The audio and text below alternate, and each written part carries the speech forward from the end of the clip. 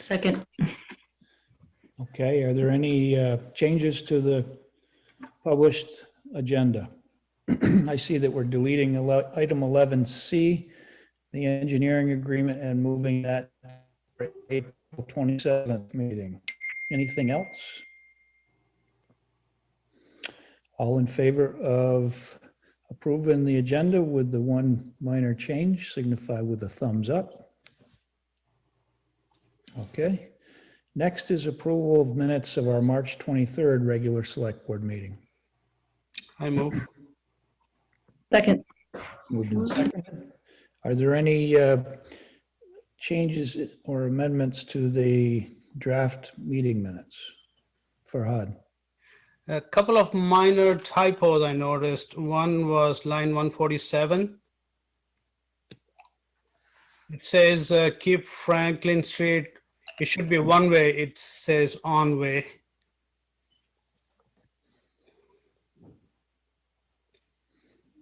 You got that, Kathleen? Yep. Yep. Okay. And the other one is line 286, which is Fuentes George. It should be moved to a ward. The moved is missing. That's all. Okay. And actually, since Farhad pointed out the one way is wrong on 147, it's also wrong on 148. It says one say. If we're gonna fix the one, we should fix the other one. Yep.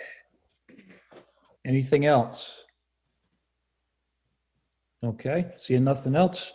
All in favor of approving the minutes with the three minor spelling errors changed, corrected, signify with thumbs up. And I'm not going to vote on this one, Brian, because I wasn't participating in it. Okay. I'm abstaining as well. Okay. Next is citizen comments. Is there anybody with their hand up, Chris? Yes, at this time, Laura would like to make a comment. Okay. Go ahead, Laura. Hello, everyone. It's really good to see you. And I just want to confirm that you will be talking about the crosswalk across Route 7 later in the agenda. Is that correct? Okay, I will wait until that comes up on the agenda to speak to that. But meanwhile, I want to speak on behalf of Middlebury Safe Routes and thanking the Select Board for all it does, the town of Middlebury, to make it safe for us to cross our roads and navigate our sidewalks. And I want you to know that I am available to you to help with writing grants for those improvements. So I'm available. Please call on me if I can help you. I know that there are VTrans bike ped grants coming up, and I've talked to some staff about possibilities, and I just want to be in sync with staff and the select board in terms of your priorities. And just make sure that you know that I have been talking to staff and I am available. Like laser, like I'm really interested in transportation projects. So I just want you to know that. And I got permission to access the kiosk that's over by Frog Hollow Bikes near Cannon Park to put up a message about May being Bike Month and a transportation challenge that's coming up in the month of May to mobilize us to move out of single occupant car use to alternatives toward reducing greenhouse gases, improving health, and having us better connected with one another. So take a look. And I appreciate the permission to use the kiosk. The kiosk that's there is going to be moved to the railroad platform eventually, but it's there temporarily. And I saw that it was empty, and I saw the opportunity to use it. You know, so it's filled now with that messaging, and I really appreciate the opportunity to do that, and to let you know that we're bringing back the Middlebury Bike Swap at the end of the month on April 30th and May 1st. So it'll be near Frog Hollow Bikes on Cannon Park. And that's really important because actually it's very hard to purchase bikes right now. So having availability to use bikes is really critical. And I want to thank the Middlebury Police Department for helping us access the bikes that they've been storing that were collected as stolen bikes, and doing the public viewing, which they did recently, which is part of what we need to do before we can release those bikes for sale. So there are going to be quite a few of those bikes coming into the sale. And if anybody's watching tonight and you want to participate in a bike swap, you can drop off your bike at Frog Hollow Bikes anytime before that swap up to noon on April 30th. And indicate whether you want the proceeds from the sale of your bike to go to you as consignment or to Middlebury Safe Routes as a donation. And then we'll use the money from Middlebury Safe Routes toward improvements that you've seen, like the LED flashing beacon lights or other measures that we've taken, adding bike racks and things like that. So I just wanted the board to be informed of all of that. And I know we're going to get into ordinance changes tonight related to bike ped and the crosswalk. So I look forward to those discussions later in your agenda. Thank you. Okay, thanks, Laura. Chris, is there anybody else with their hand up? Not at this time, Brian. Okay, let's move on and see if we can get these first and third class liquor licenses, outside consumption permits approved. Town Clerk Ann Webster is seeking the board's approval for the following liquor license and outside consumption permit applications. I'll take them one at a time. Marquee Theater, third class liquor license renewal application. Public safety inspection was successfully completed earlier this year when Marquee Theater submitted its first class application. Any questions? If not, pleasure of the board. I'll move to approve the third-class liquor license renewal application for Marquee Theater LLC. Second. All in favor, signify with thumbs up. Next is Middlebury College, DBA The Grill, first class and third class seasonal liquor license renewal applications for The Grill and McCullough Student Center. Chiefs Hanley and Shaw have submitted an approved public safety inspection report for this application.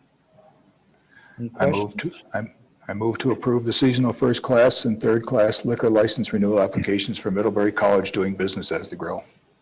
Second. All in favor? Okay. And lastly is Silver Creek Restaurant, DBA Rosie's Restaurant, a new outside consumption permit application.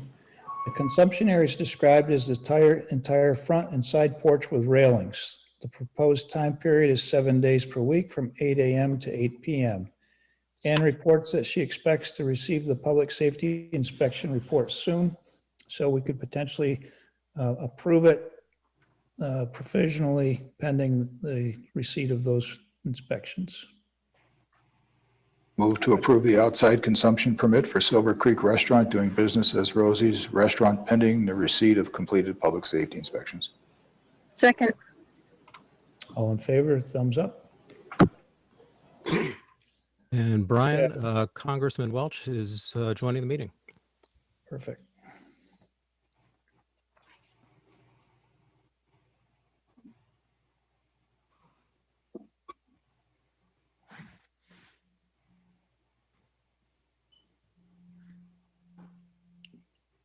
Is it coming in, Chris? Well, I've tried twice now.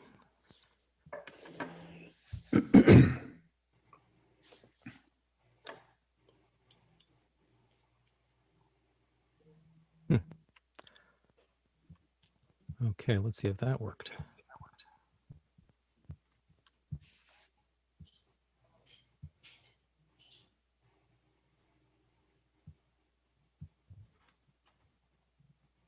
For some reason unknown to me, he's not coming over.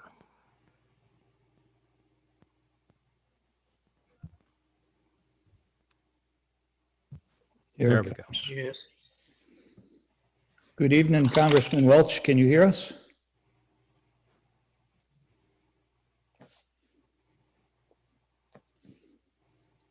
Good evening, Congressman Welch.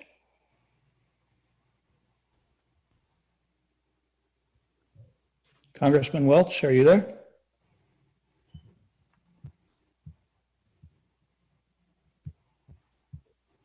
Chris, we don't seem to have connectivity yet. Yeah, his microphone appears to be on. It may be a dicey connection.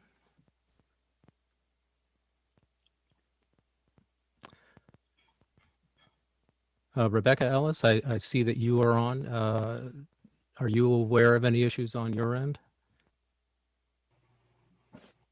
Her mic is. There we go. I am not aware of any issues, but I can send a text message to the congressman if there's any message you want me to send to him. Okay, and I no longer see him on the screen.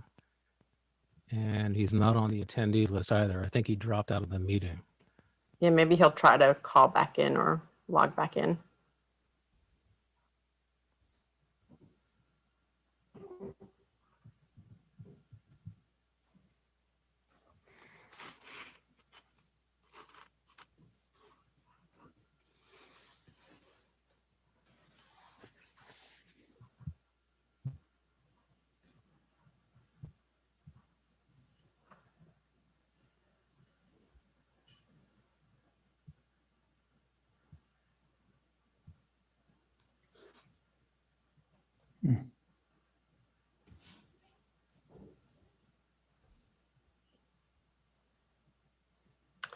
If worst comes to worst, I could call him on my phone and put my phone next to the computer.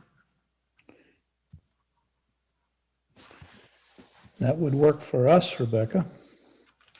He's going to try again to log on using Zoom, but if as Okay. a backup, we can do that. Don't we have a direct call number that we could give him that he could call directly to us? Yes, we do. We have a direct dial number that will get him in Oh. audio only. Yeah, it's 646-558-8656. I think I can give him that.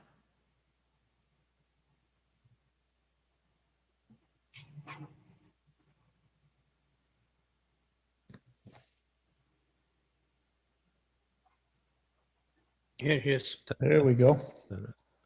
Okay. Good evening, Hey. Congressman Welch. Hey, it's good to be with you. Well, we really appreciate you joining us this evening, and you have the full attention of the Middlebury Selectboard, and we're anxious to hear what you have to say about the American Rescue Plan Act.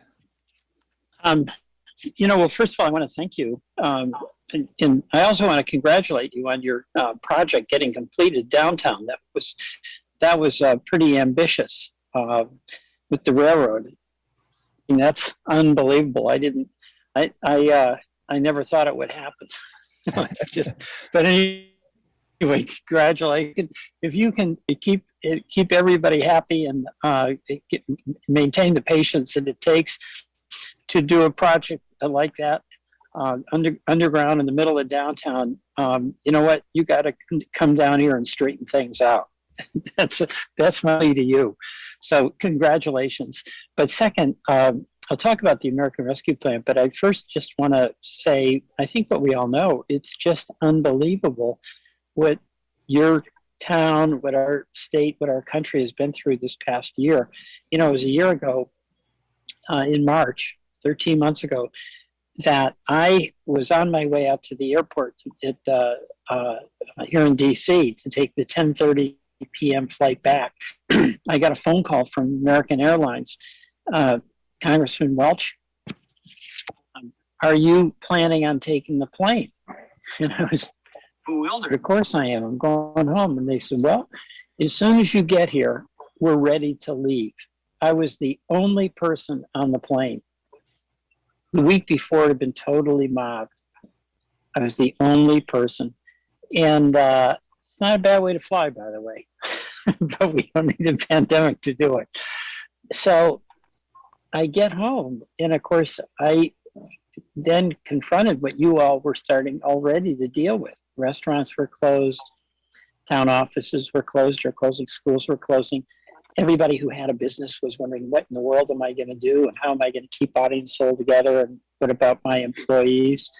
And it was just a staggering and really abrupt change. And you know, back, it's been a year behind us. And of course, we've done a good job in Vermont. It's done a very good job really focusing on encouraging us to wear a mask and to socially distance, and we've kept the infections rates down. And Congress has come up with a very, very ambitious response with the CARES Act last year, which I am really happy was very bipartisan. But then the American Rescue Act this year. And we're in a different place now, as you know, because we're getting shots in the arms. It's a miracle. It is a miracle that we have these vaccines that work, okay? And they do work. And it's a matter of having people have confidence to get the shots and to administer the shots. But we still have a ways to go, as you know. And this last American Rescue Act was very ambitious, $1.9 trillion. And it really reflects the view of many of us that we need more. That's the vote signal. We need more help. Individuals need it. Unemployed need it. Our small businesses need it with the payroll protection plan. But in this package, what we also acknowledged is that our state and our communities need money to help get through this, so that when we get to the other side of COVID, leaving some of our wonderful businesses behind, we're not leaving our communities devastated. So there was a big debate about this question of, do we include relief, financial relief for our communities? And the decisive answer was yes, we do. And Bernie and Patrick and I were all very much in agreement with that.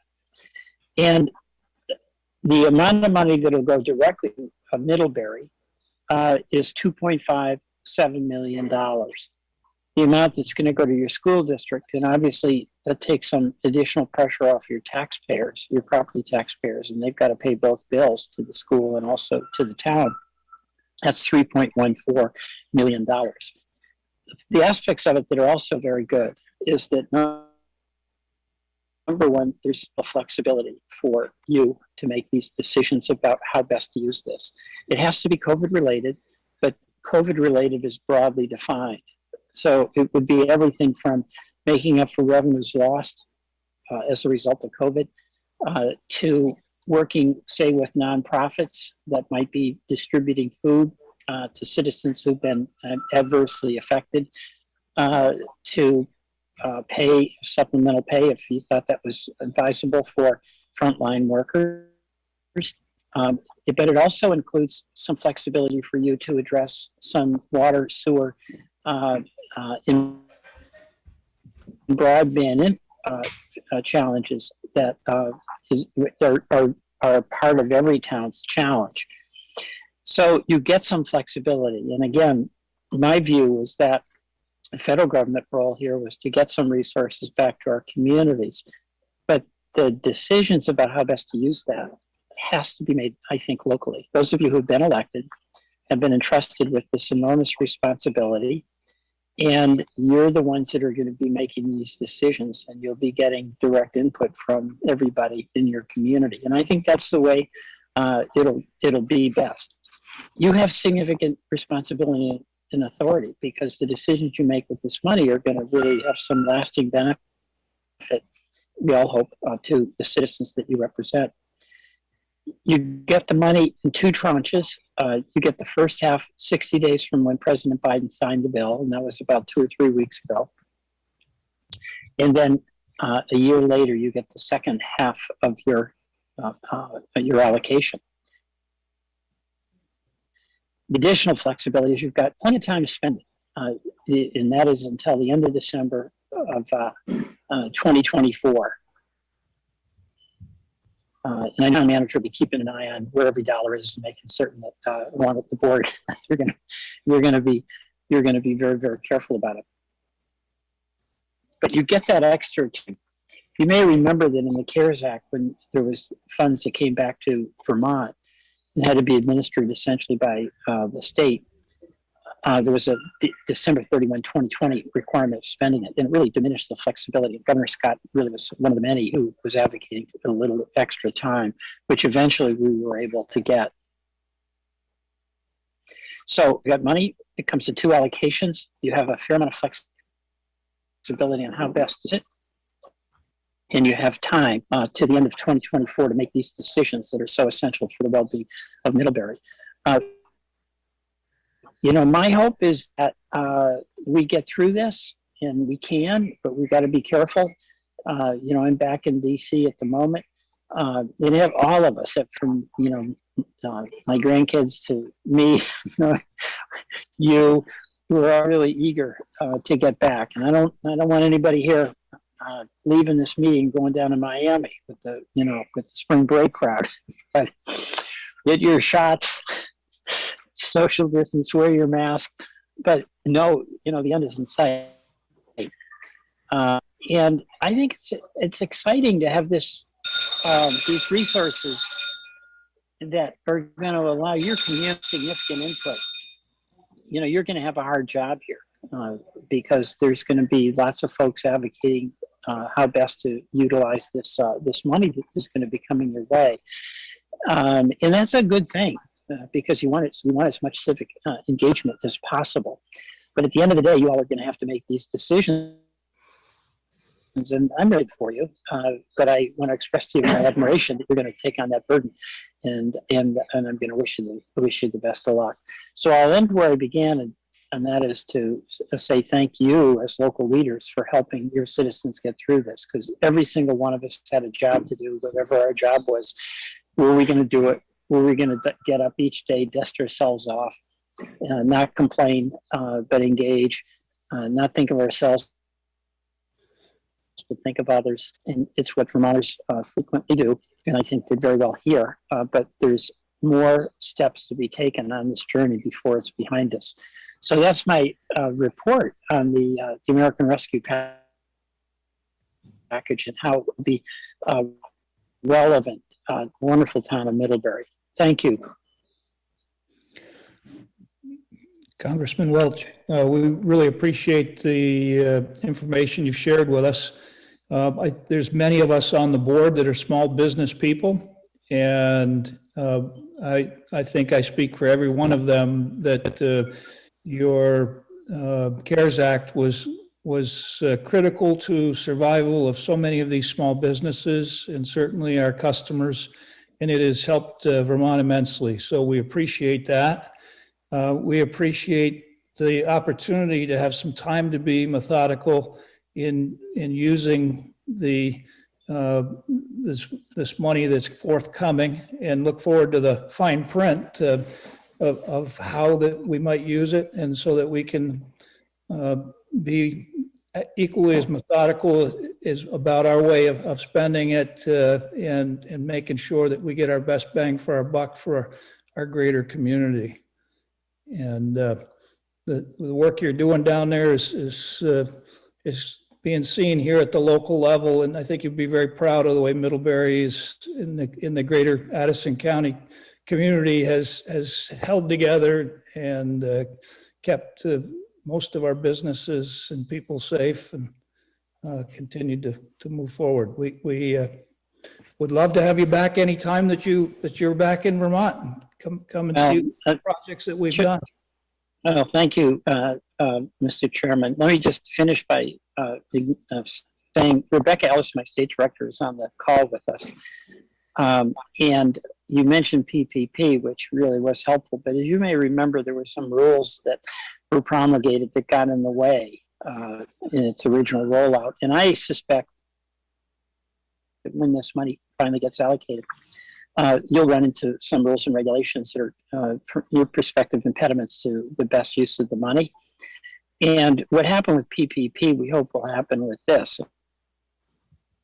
And that is, I've heard from folks what the practical problems were. Bernie and Patrick heard the same thing. And many of my other colleagues did too, because if something is a problem for Middlebury, it's probably a problem for Barry, it's probably a problem for Heartland. So let us know what those are, and Rebecca know, because we'll then want to advocate to realign the rules to achieve the goals, which is maximum flexibility and benefit for the people in Middlebury. But thank you so much for your hospitality. I really, really appreciated the opportunity to check in with you. And I wish you good luck. Okay, have a nice evening. Yeah, you too. Bye-bye. Bye.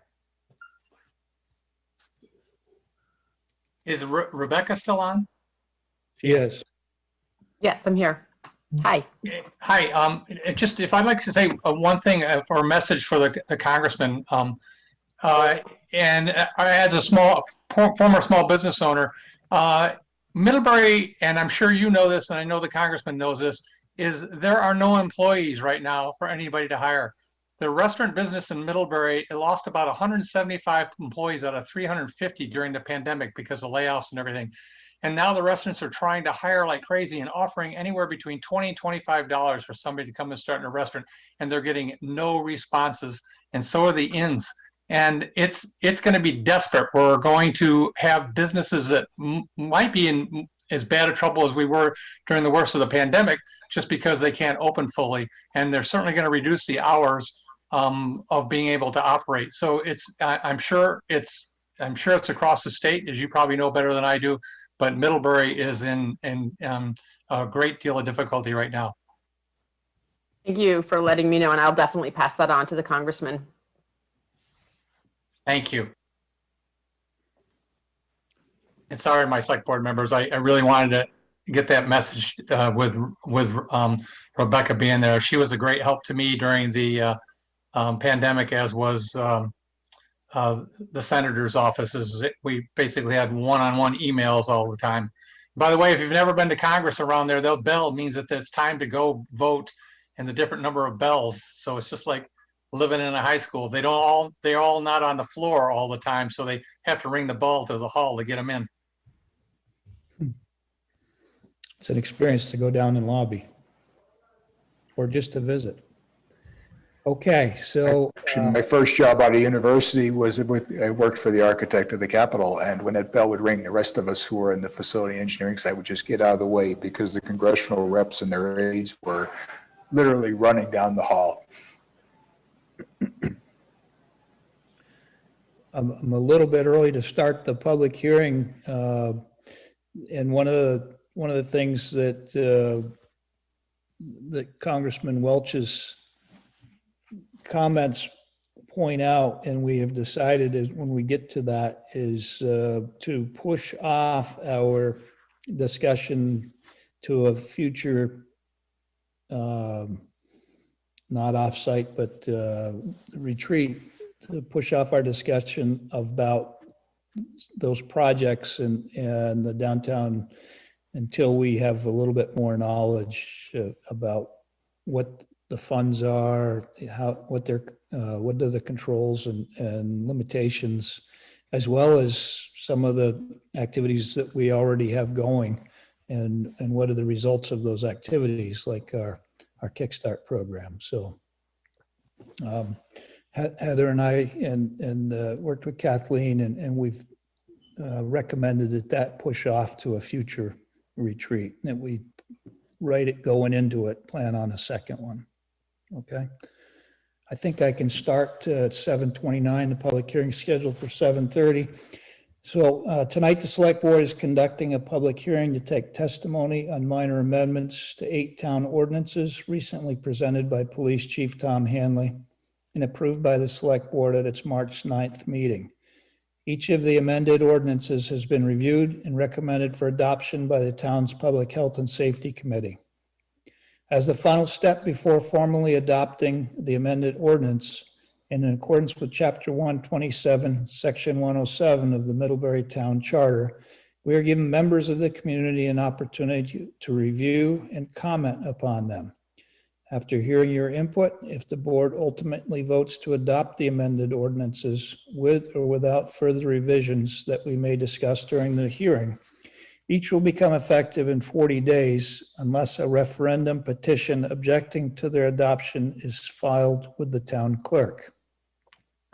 In a moment, I will read through brief descriptions of the ordinance amendments prepared earlier by Chief Hanley and then open the floor for questions and comments from members of the public. During the hearing, if you would like to ask a question or make a comment, please use the raise hand button at the bottom of your Zoom window. If you are participating by phone, press *9. Your name will be added to the queue in the order that you raised your hand. When our Zoom meeting host recognizes you, please mute your phone, then state your full name for the public record. With that, I will open the public hearing and begin running through the amendments. So first is an amendment, an ordinance for restricting alcoholic beverage on town property. This revision makes the ordinance a civil ordinance, which will simplify enforcement. In 1995, when the blanket amendment was passed, making most ordinances civil, this was retained as a criminal ordinance. At the time, a person violating a civil ordinance was not mandated to identify themselves. Burlington was experiencing a rash of John Doe tickets when college students learned they did not have to identify themselves when police enforced open container laws. This was corrected by an act of the legislature a few years ago. While civil ordinances are weak with respect to enforcing judgments, in most cases, they will be effective. Are there any hands raised on this particular one, Chris? Not at this time, Brian. Okay, somebody who's watching and dials in, like we could go back to it. I'm going to move on then. And we amended an ordinance for the regulation of noise. We amended it to be a civil ordinance. As in the case of the alcoholic beverage ordinance, State's Attorney Wigmans has agreed to prosecute if so designated by the Select Board, but he feels it is more appropriate that these be classified as civil ordinances. In addition to the change to a civil ordinance, enforcement language in Section 6 has been changed from stating each week that a violation is continued shall constitute a separate offense, and any fines collected under this section shall be paid over to the town of Middlebury. 2, change to Section 601 civil violation. A violation of this ordinance shall be a civil matter which shall be enforceable by the town pursuant to Title 24 VSA Section 1974A and any other applicable provision of law. And also Section 602, the penalty, which states a person who violates any provision of these regulations shall be fined not more than $800 for each offense, with a waiver fine of $200. Each violation shall constitute a separate offense. In the original Section 6, repeat violations in the same week could not be charged. The information could only be added at the option of the state's attorney during the charging document. The clause about fines coming to Middlebury becomes unnecessary when changed to a civil ordinance. Fines return to the town by virtue of statute in civil cases. Are there any hands raised on this ordinance change? No hands, Brian. Okay. Next, we amended an ordinance to regulate commercial activity on public property. We amended it to anticipate the potential for transportation devices such as commercial scooters and private ride shares using public property eventually coming to town, and it enables the town authority to regulate these if necessary. Are there any hands raised on this one, Chris? None that I see. Okay. Next, we amended an ordinance for the safe operation of bicycles and other rideable devices. Some minor amendments primarily for clarity, definitions of bicycles, other rideable devices, and personal mobility aids clarified and made more generic to better deal with the variety of new wheeled devices out there. There was some reformatting done of the ordinance as well and some language clarification. Also, Printer's Alley was added back into the amended ordinance. another section classifying Main Street between Seymour Street and South Street as a shared roadway and to be marked as such. Also, the ordinance was simplified with respect to the amount and variety of devices being used on the road and sidewalks of downtown. We redefined bicycle for the purpose of the ordinance as a rideable mountable device with 2 or more wheels, the motive power of the human muscle, drive mechanism, pedals, or mechanical linkage manipulated to propel the device. And it includes motor-assisted bicycles as defined by Title 23 of VSA 4, Section 45B. And we redefined other rideable device as a wheeled device with a motive power equipped for human muscle power with or without a motor. It could be rideable or mountable. It excludes bicycles, neighborhood electric vehicles, golf carts, etc., rideable personal mobility aids, motor-driven cycles, and other devices classified as motor vehicles per Title 23, VSA 4, Section 21. And some examples of this would be like roller skis, roller blades, roller skates, unicycles, hoverboards, self-balancing transport devices, skateboards, kick scooters, and electric scooters. And then we defined a rideable personal mobility aid as devices used as a personal conveyance for those with ambulatory disabilities. As rideable personal mobility aids are considered pedestrians and follow pedestrian laws. We also made bicycles and other rideable devices that they must follow motor vehicle laws, and dismounted bicycles or other rideable devices are considered pedestrian and follow pedestrian laws. A conflict in the ordinance was removed that in one section allowed bikes to operate on certain sidewalks and another which prohibited it. The enabling clause was removed. And finally, the age on which a child could ride was raised from 7 to 10. The responsible person was changed from a parent to a caretaker, which includes childcare person, relative, etc. Any hands raised on this change, Chris? Yes, we have a hand up from Laura. Okay. Go ahead, Laura. I know that was a lot that we just reviewed regarding bikes and other rideable devices. And I just want this opportunity to say I support all those changes, and it's a lot to digest.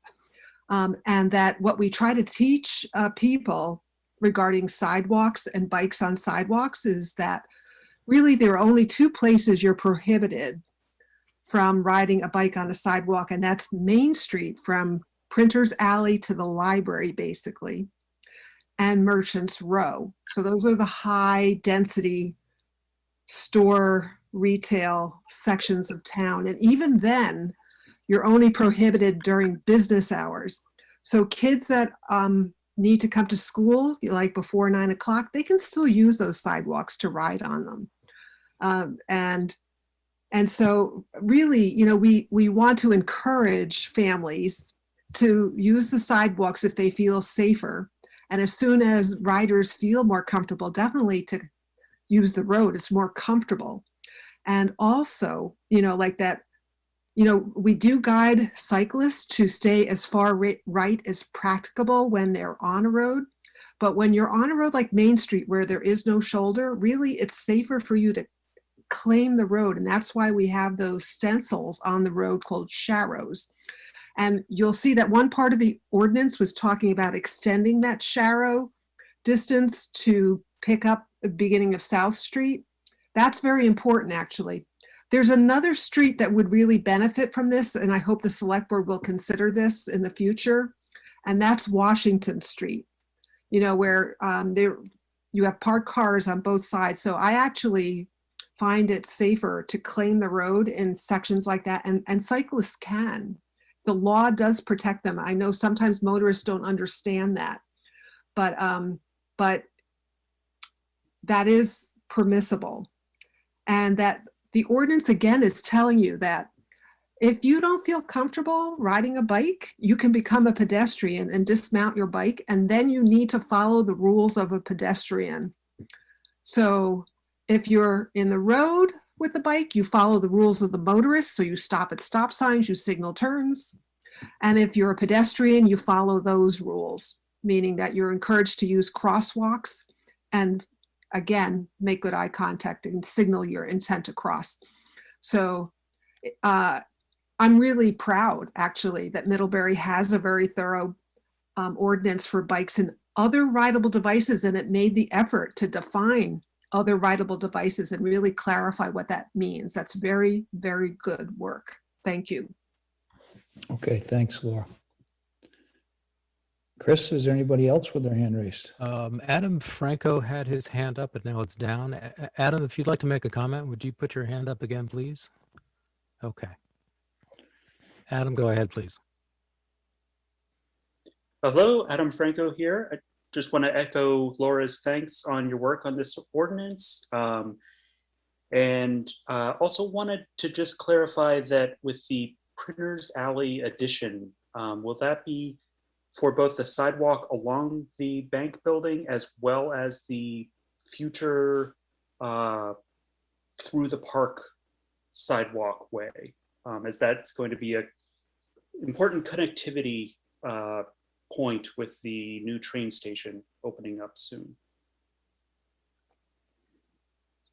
Kathleen, do you know if I think that the sidewalk would be covered, but the sidewalk down through Lazarus Park, I think would be my question. Looking at the ordinance now. Hold on. Well, it's going to take me a second. Why don't you go ahead, Brian, and we'll come back to that, Adam. Adam, just if you could keep watching, we'll come back and clarify that. Thank you. Thank you. So we're going to come back to that. The next was a new ordinance for the regulation of fires and burning. It establishes a new public safety ordinance for control of open burning. It removes the existing burning control section from the solid waste ordinance. The rewritten burning control ordinance is a civil ordinance with fines consistent with statute. The reworded ordinance simplifies and clarifies the issue of open burning, controlled burning, and permit issuance. Any questions on this one, Chris? Does not appear so, Brian. Okay. So, Brian, I'll go back to section 501 of the ordinance says that no person shall ride or be otherwise mounted on a bicycle or other rideable device between 9 a.m. and 5 p.m. on the sidewalks bounding section E, Printers Alley.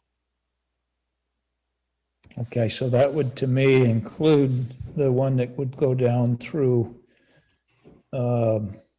Lazarus Park, because that kind of bounds the opposite side of Printers Alley. Wouldn't you interpret it that way? Yes.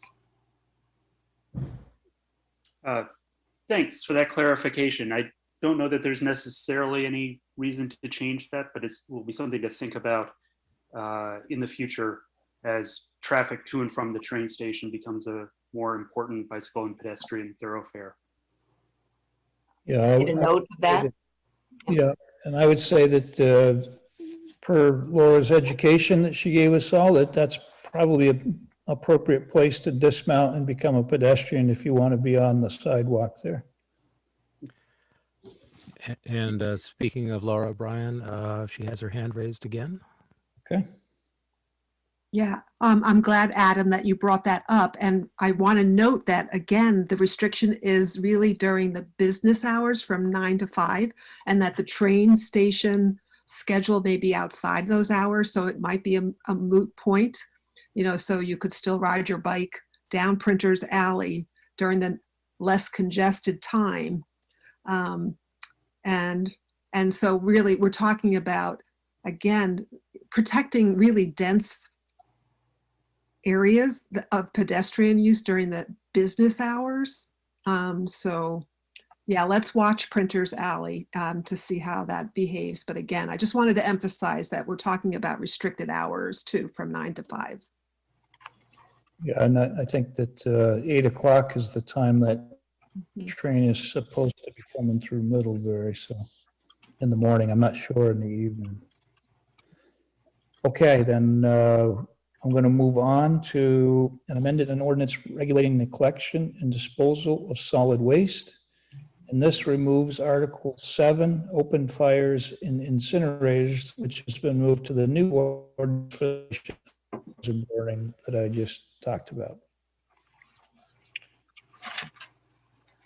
We amended an ordinance for the regulation of speed. It adopts by ordinance the recently amended state speed limits on routes 116 K Street and Route 125 East, East Main Street in East Middlebury, consistent with Transportation 23 VSA 1007F. And it amends Section 4, 35-mile speed limit, and Section 5, 40-mile speed limit to reflect the revised speed limits. And this was through a lot of hard work from the community in East Middlebury and the support of Chief. And so any questions on that, Chris? None that I see. Brian? And finally, we amended an ordinance for the regulation of traffic lights and signs. It establishes by ordinance changes to Merchants Row, becoming a one-way street eastbound. It eliminates the stop sign westbound on Merchants at Main Street, eliminates the yield signs for westbound traffic on Merchants Row off of South Pleasant Street, and eliminates the yield sign eastbound on Merchants at Court Square and replaces it with a stop sign. These changes are consistent with the reconfiguration and reposting of traffic control devices on Merchants Row. It amends Article 4, Section 1, designation of stop signs at intersections, and Article 5, Section 1, designation of yield right-of-way signs at intersections. If there are any questions on any of the ones that we've covered, would appreciate knowing now. And the board is clear at the moment. Brian? Okay, then I am going to close the hearing at 7:47 and open it for select board deliberation. Any thoughts, questions, or pleasure of the select board? I'll move to adopt the amended ordinances as presented. Second. Okay, anybody have any final comments? Seeing none, all in favor of approving the amended ordinance, signify with a thumbs up. Okay. There. Next is planning for and scheduling of the board's annual retreat. I started talking about this before Congressman Welch came on. If you've looked at it, we're trying to go by some guidance that Kathleen dug up for us, and it was a board source on retreats that talks about taking bite-sized pieces instead of trying to cover everything, so we stay focused, have quality discussion, and get out of there before we have brain fog and aren't productive. And so, are there any comments on that? And I'd like to, I think for this particular one, we should probably use the Zoom format, but I would like to have everybody email Kathleen and myself with where you are on if you've already vaccinated, if you're clear, or where you are as far as on the position of would you entertain going back to in-person board meetings and that so where you are on the vaccination, and if you haven't done it, do you know what your schedule is, and having the vaccinations, would you be comfortable going back into in-person board meetings? Maybe that's clearer, a lot better than where I was fumbling with. And as far as our retreat, are there any comments or questions on our proposed retreat agenda?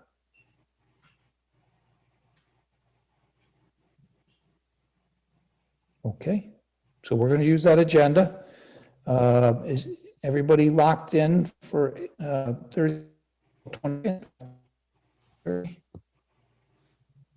Okay. That's midday for you out there, Nick, so. Well, it is, and I have it scheduled in.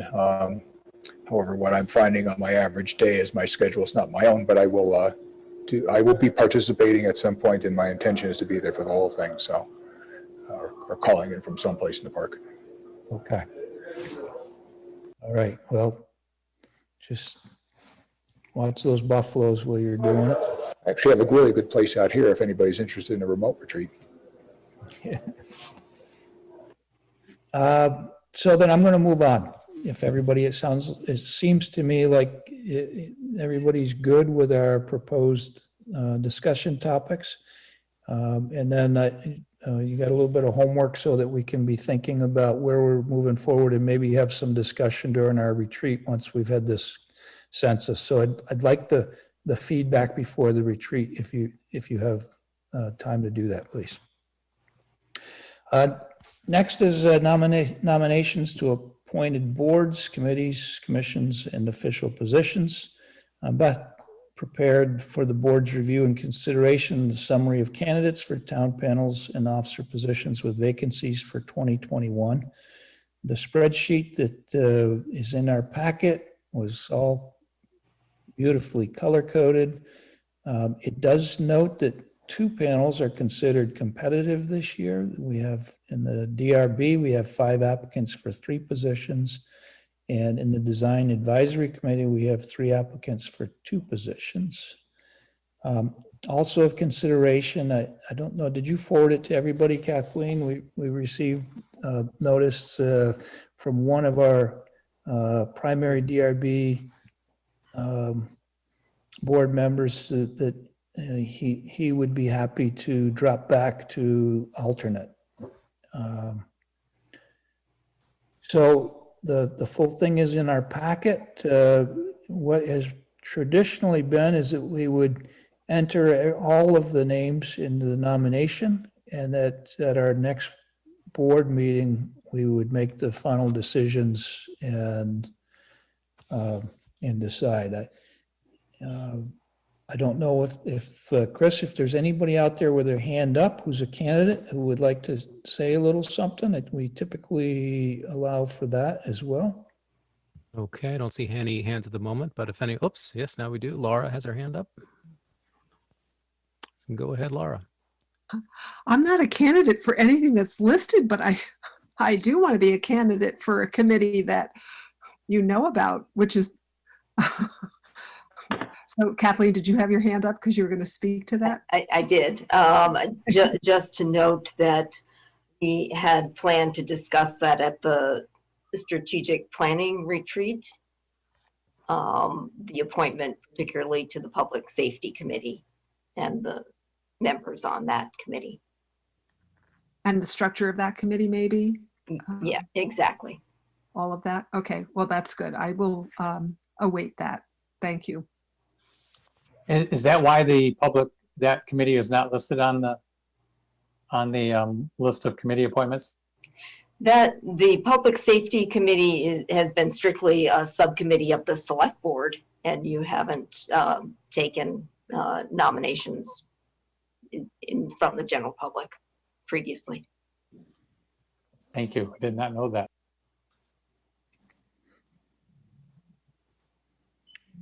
Okay, would anybody care to comment on any of this? Or if not, the pleasure of the board as far as nominations.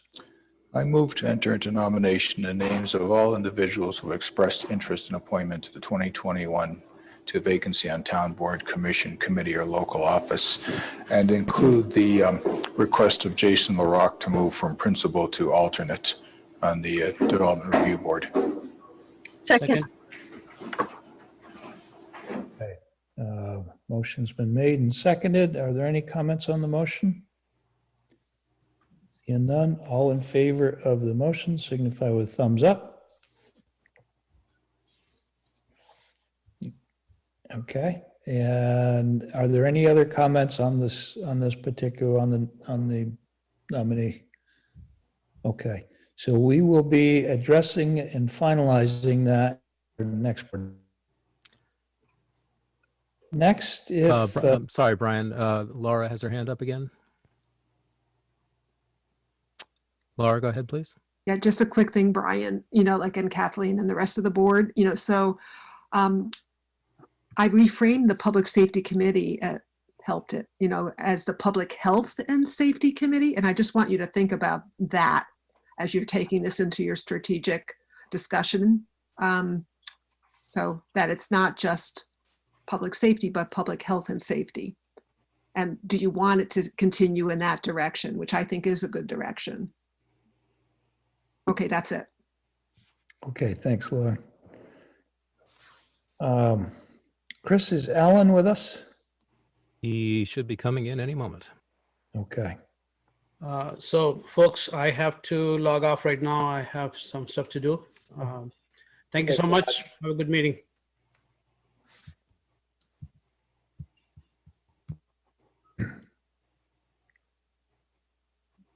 Good evening, Alan. Good evening. You can hear me, I assume, now that I'm off mute. Yeah. Yes. So you're with us on a request for funding on the conservation for the DeMuzio farmland phase 2, which is 100 and how many acres? 142 acres?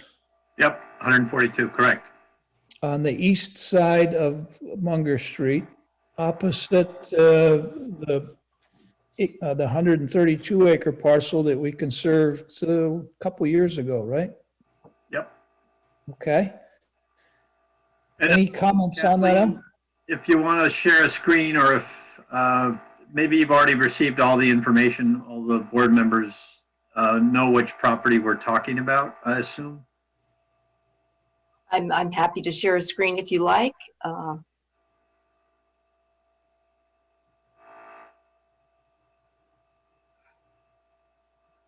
Why don't you keep talking and I'll. Well, sure. I mean, basically, either the satellite image, or just to give people a basic zoom in of where we're talking. But yes, Brian, on Munger Street and also East Munger, about 142 acres,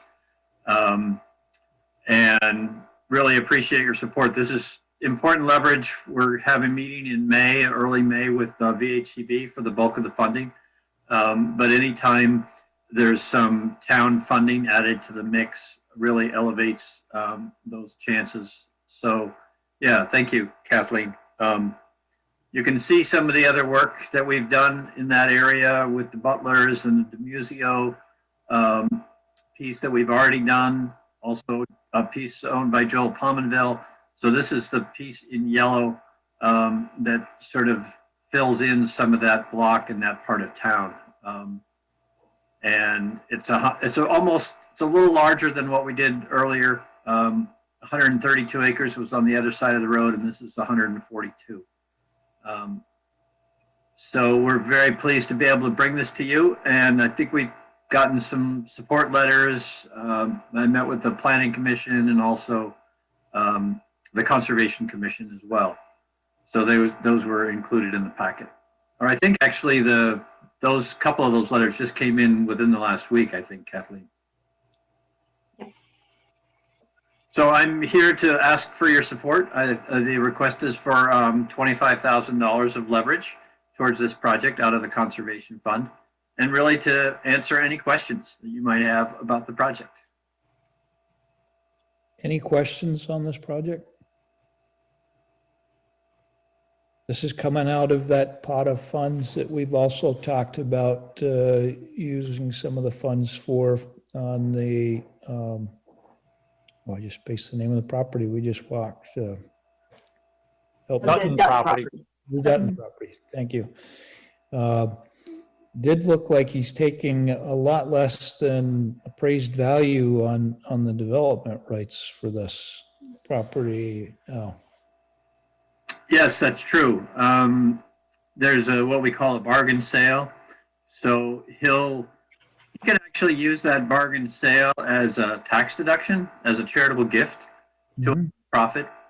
So although it's not money that's going into his pocket, it is funding that can help offset some of his capital gain taxes that he'll realize, because he does have to pay, income tax on the amount that he gets from Vermont Land Trust. So with a charitable gift at the same time, that can help offset some of his tax liability.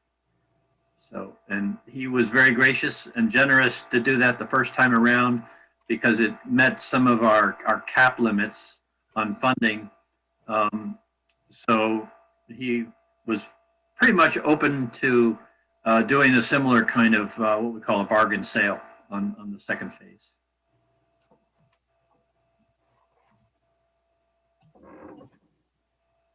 okay, are there any comments? So I just need to say my land butts this, so I'm going to abstain from this because I look down on this property, so it's probably not appropriate to vote on it. Brian, when you're ready to take comments from the public, Jamie Brookside has her hand up. Sure. Jamie, come on in now. Go ahead, Jamie. Hi, I just wanted to express malt support for the project. Al's been telling me about it for years and just want to give that extra support. And I thought it would be really helpful to hear from you, Al, how this particular parcel fits into the conservation landscape in Middlebury and Addison County and Vermont Land Trust goals. Just help us understand the particular value of this. Yeah, absolutely. And please chime in, Jamie, if I shortchange this. Because I think what it does for us, whenever we can connect and create sort of a critical mass of good farmland together, which we've done in that part of town, it really accentuates the agricultural use of that property into the future. You know, our restrictions are primarily about subdivision and other residential or commercial development. You can add like a farm labor house. Our easement does allow sometimes some additional dwellings to go on there, but it couldn't be necessarily subdivided off of the property. And the other thing is there's some unique ecological features on this. There's a clay plain forest piece that really melds well with the Pominville property, and there's also some clay plain forest on the other property as well. So, I mean, overall, it certainly meets what we think, you know, in terms of where Middlebury zoning is and, you know, where their growth area is. It doesn't seem to us that this is necessarily a growth area for the town of Middlebury. So again, it fits, I think, pretty well with town planning as well.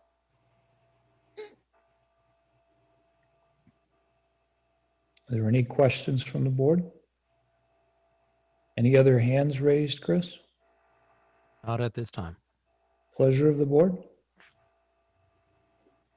I move to approve an allocation of $25,000 from the Middlebury Land Conservation Fund to support the permanent conservation of 142 acres of land owned by Hank DeMuzio and Rhonda Roberts, also known as Legend Farm.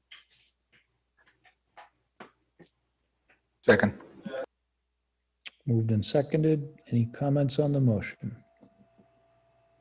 All in favor signify with a thumbs up.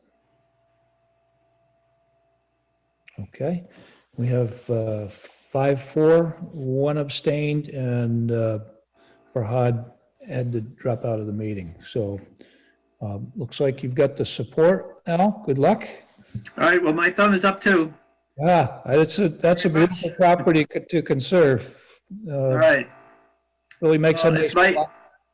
It's my pleasure to bring these to you, and we'll see what we've got going forward. I don't have anything else I'm working on in Middlebury right now, so I'll certainly let you know if I do. Okay, thank you. Yep. So now we need Dan, Chris.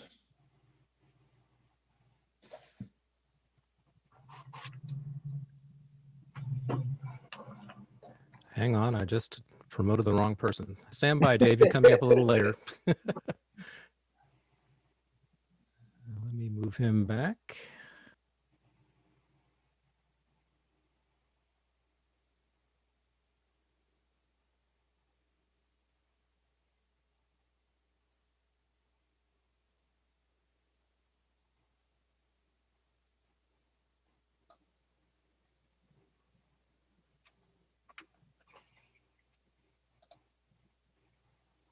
Okay. Yeah, good evening.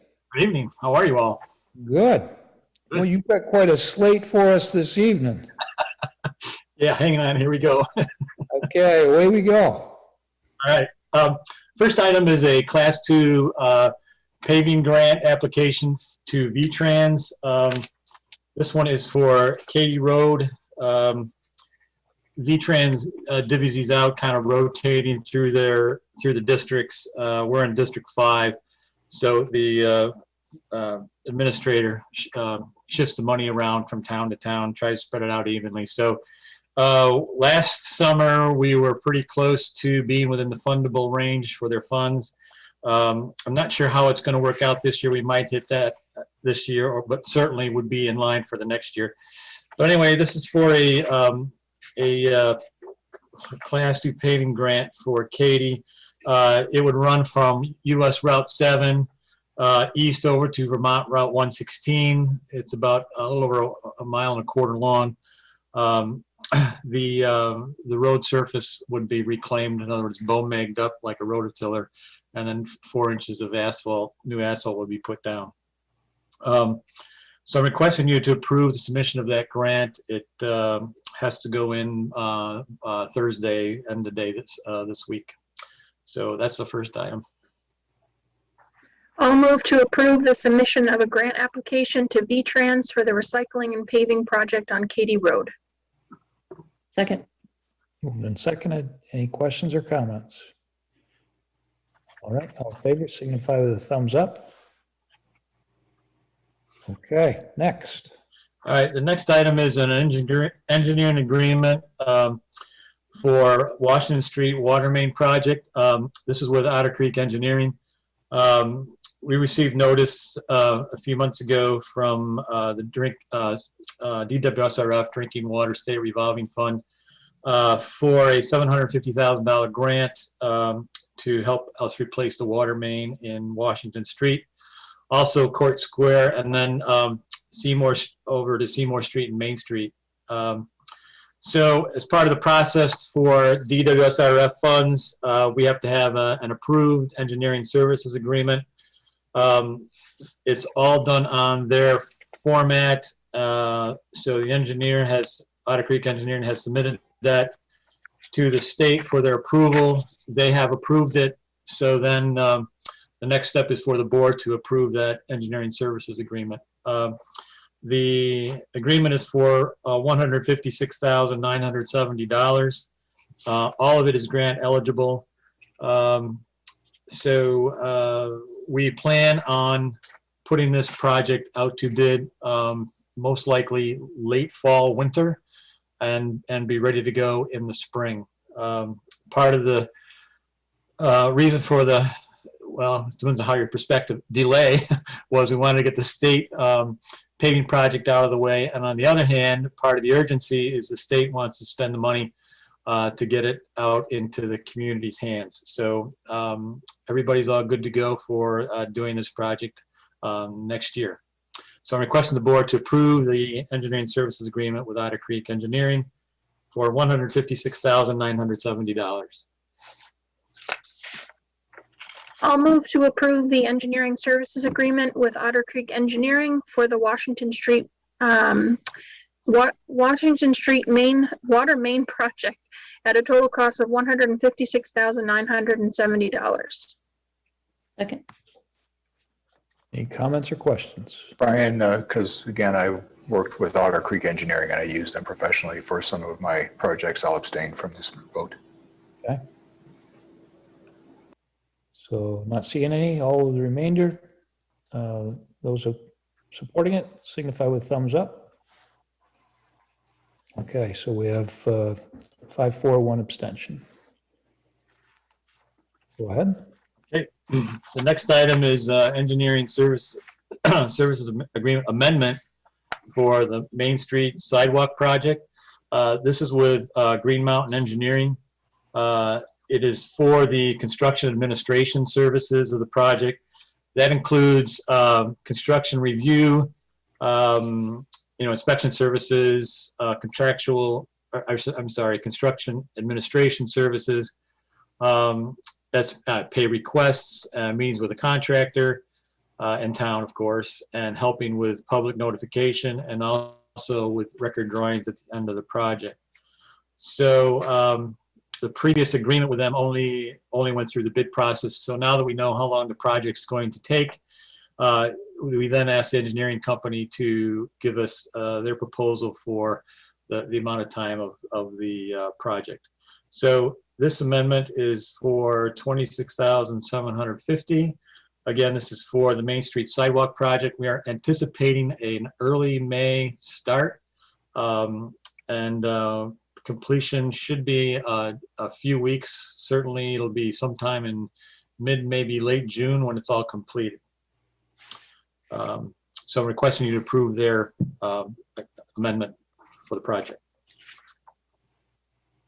I'll move to approve amendment number 1 to the engineering service agreement with Green Mountain Engineering for the Main Street sidewalk project at a total cost of $26,750. Second. Any questions or comments? All in favor, signify with thumbs up. Okay, next, Dan. Okay, the next item is engineering agreement for Colonial Drive. It's amendment number 2. This is also with Green Mountain Engineering. We had to stop working on this project because of COVID and some other reasons that we just could not get to it. So one of the benefits with that, we got to go through another winter to see some of the problems with Colonial Drive. So I'm requesting an amendment for an additional $3,000. We've had to address some additional storm drains that we need to put in basically on the backside of the loop of Colonial Drive. We still need to resolve a little bit of conflict with the storm sewer and some existing water main for the project. So another part of this amendment is to update the opinion of probable cost, and that's what helps drive this thing towards funding. So it helps me determine where the funding's from the various departments. This has a water component, water department component, a wastewater department, and a highway department component. So just to refamiliarize, this is a project that goes around the whole loop of Colonial Drive where the co-op insurance company is. So from one end to the other end, some water main, certainly all sanitary sewer, storm sewer, street reconstruction and paving. So it's a large project. We're hoping to put this out to bid again late fall and start in the spring of 2022 or 2022. So I'm requesting you approve their amendment of $3,000. I move to approve amendment number 2 to the engineering service agreement with Green Mountain Engineering for the Colonial Drive improvement project at a total cost of $3,000. Second. Questions or comments on that? All in favor, signify with a thumbs up. Okay. All right, thank you. The next item is a bid award for the flood resiliency project in East Middlebury. We opened bids a few days ago. I don't know if Kathleen has, if you can, put that up there. Maybe something worth showing, and the public might be interested too. But anyway, the low bidder was Markowski Excavating. Their bid was $1,543,463.54. The engineer Roy Schiff has done background check on Markowski. We have personal experience with them. They helped with some river work and a couple other small projects. They did a lot of the work in Brandon to rebuild that bridge or that large culvert right through to downtown. So they're well experienced in some of this more difficult and different excavation. Anyway, you can see on the sheet that's up there, there was several bidders. A few of them were quite close, which was encouraging. It's not that this is a difficult project, but it's certainly not difficult to. But certainly can be a little difficult to, put a bid packet together because you're working with Mother Nature a lot, and some of it can have some unknowns. So as I said, the low bidder is Markowski. I'm asking you to approve their bid. There's some work that can happen before July 1st. They can work above the water line. After July 1st, they can get below the water line. And then they have to be out again before October 1st. So with this bid approval, we're on our way, folks.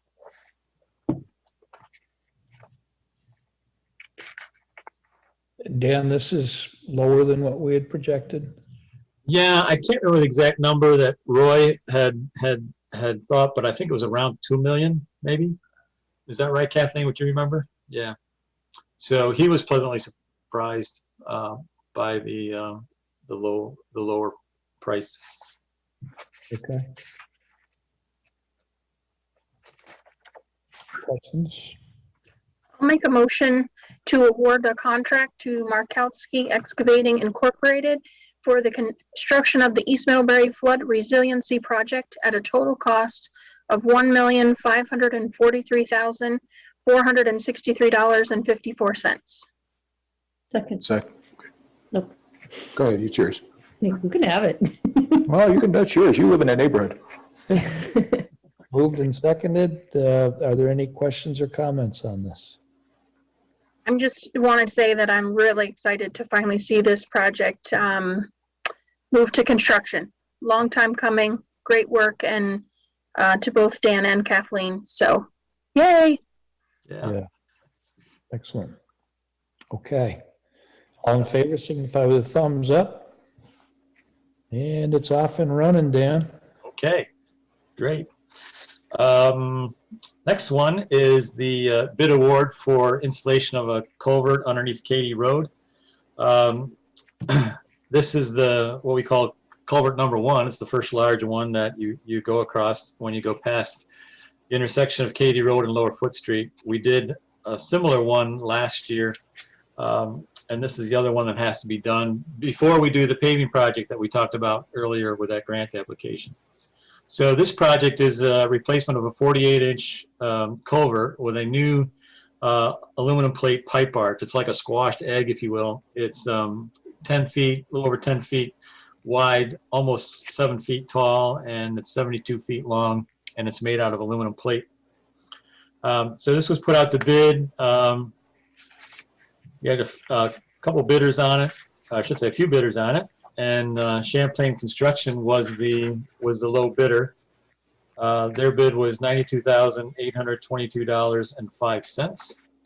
So I'm going to ask you to approve that. The schedule is, again, because there's an intermittent stream that this culvert serves, they have to wait until after July 1st to do that. So we're going to program this to start after the July 4th holiday. So immediately after that, Katy Road will be closed for probably about 3 weeks to finish it, and then we'll get it back open again.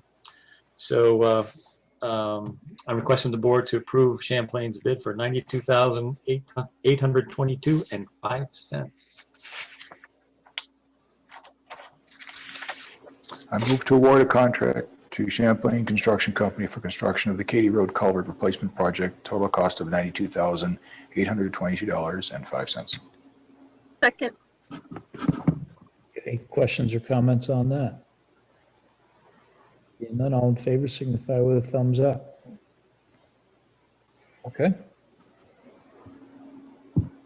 All right. The next item is a fence for Jack Brown Park. And I'm trying to get there. Dustin had gone out for some pricing for some fencing for the backstop behind the ball diamond. And let's see here, let me get this.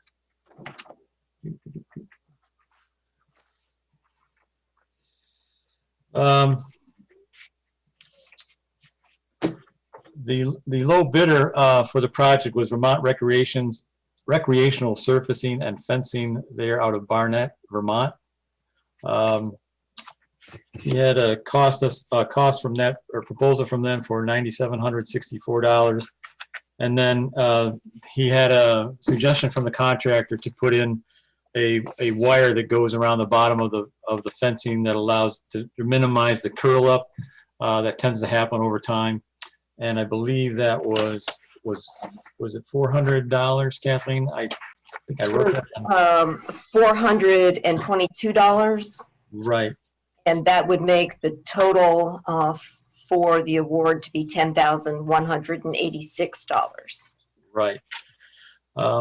So he's requesting the board approve the bid from Vermont Recreational Surfacing and Fencing for that amount. I move to award a contract to Vermont Recreational Surfacing and Fencing, Inc. for a replacement of the backstop at Jack Brown Park at a total cost of $10,186. Second.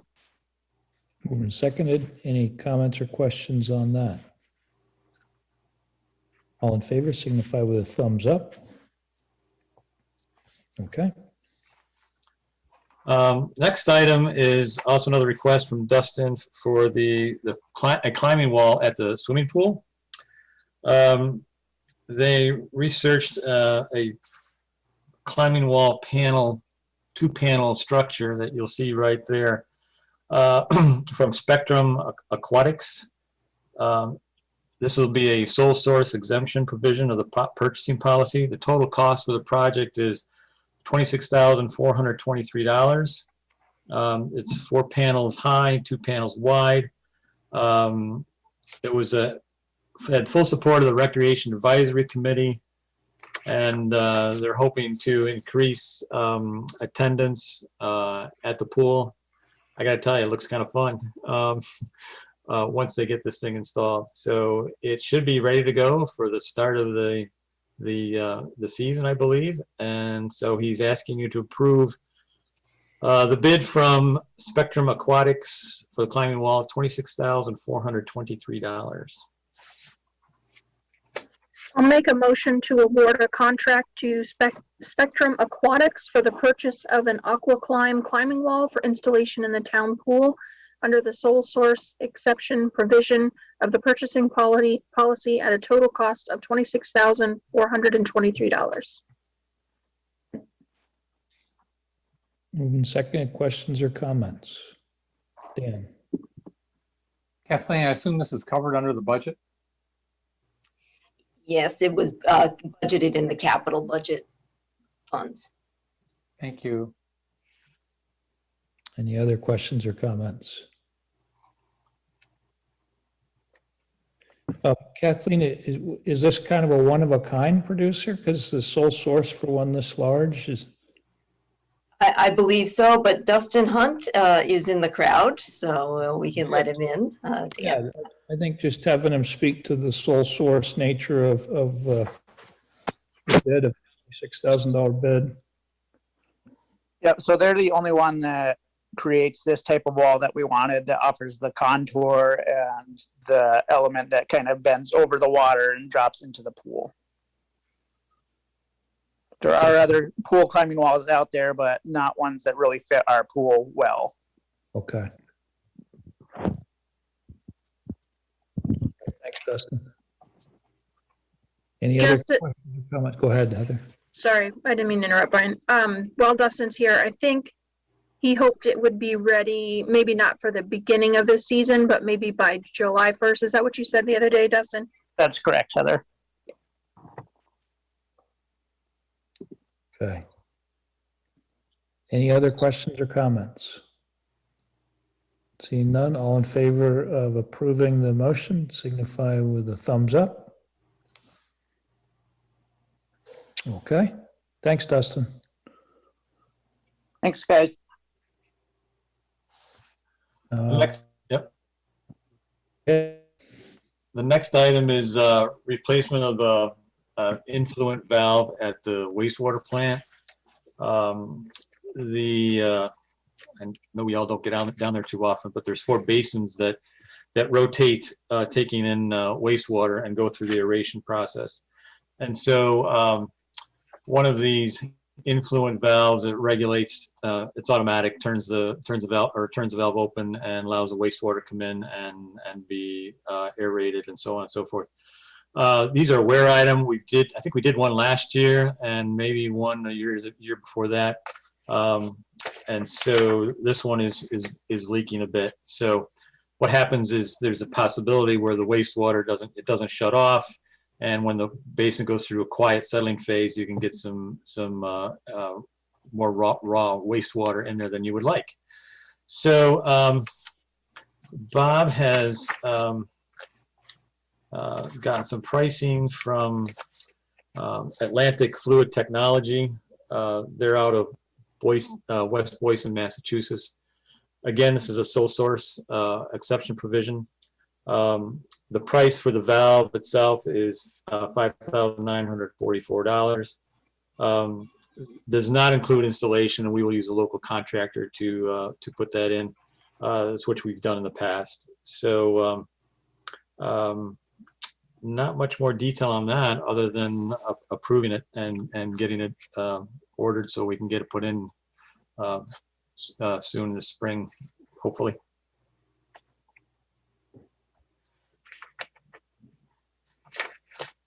Let me make a motion. I'll move to award a contract to Atlantic Fluid Technology for the purchase of a replacement influent valve at the wastewater treatment facility under the sole source exemption provision of the purchasing policy at a total cost of $5,944. Second. Questions or comments? Dan? Yes, Esther and I are well versed in this project because we had a recent tour there. We can actually go down and point out which valve it is. It's just difficult to stand near that valve, but I think we did volunteer. The select board would probably come and watch this be done. So I just wanted to give you a heads up on that. Dan volunteered, not me. Okay. Questions or comments? No more? All in favor, signify with a thumbs up. Okay. All right. Next item is a little discussion on a crosswalk at Court Street and Mary Hogan Drive North. We chatted a little bit more about it at the Infrastructure Committee, but I just wanted to make sure we talk about it here tonight. I did verify that the intersection of Cross Street and Court Street will get a no right turn. They call it a blackout box, which is basically a no right turn arrow in red that will light up if someone from southbound Court Street wants to turn right when there's a pedestrian phase. So that's definitely part of this Class 1 paving project. The pedestrian phase will be its own phase. I think with getting away from the rapid flashing beacon light, or the flashing, I'm sorry, the yellow flashing lights on the black posts at Mary Hogan, we can make that change to make the pedestrian phases unique. So no other traffic would move if a person is crossing Cross Street or crossing Court Street. There was concern from the state that if there was a crosswalk to continue to be at Mary Hogan, that they might want to see it interfaced somehow. And I don't know if that technology exists, but it may be interface with Cross Street. They're just too hazardous for people pulling out of Cross Street, heading north, and then hitting an basically an at-will stop sign just when people are starting to accelerate. So anyway, the good news is, yes, there will be a blackout box for the no right turn, and we will change pedestrian phases to be unique and not concurrent with any other traffic movements. So I just wanted to bring you up to speed on that. If you had any questions, I can answer. But those black arms and those yellow flashing lights are going to come down. Yeah.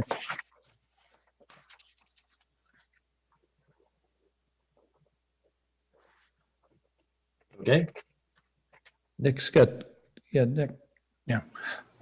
Just to confirm, Dan, the bullet item 3 is the add a contract bid for add alternate for rapid flashing beacons. Is that at the Mary Hogan entrance?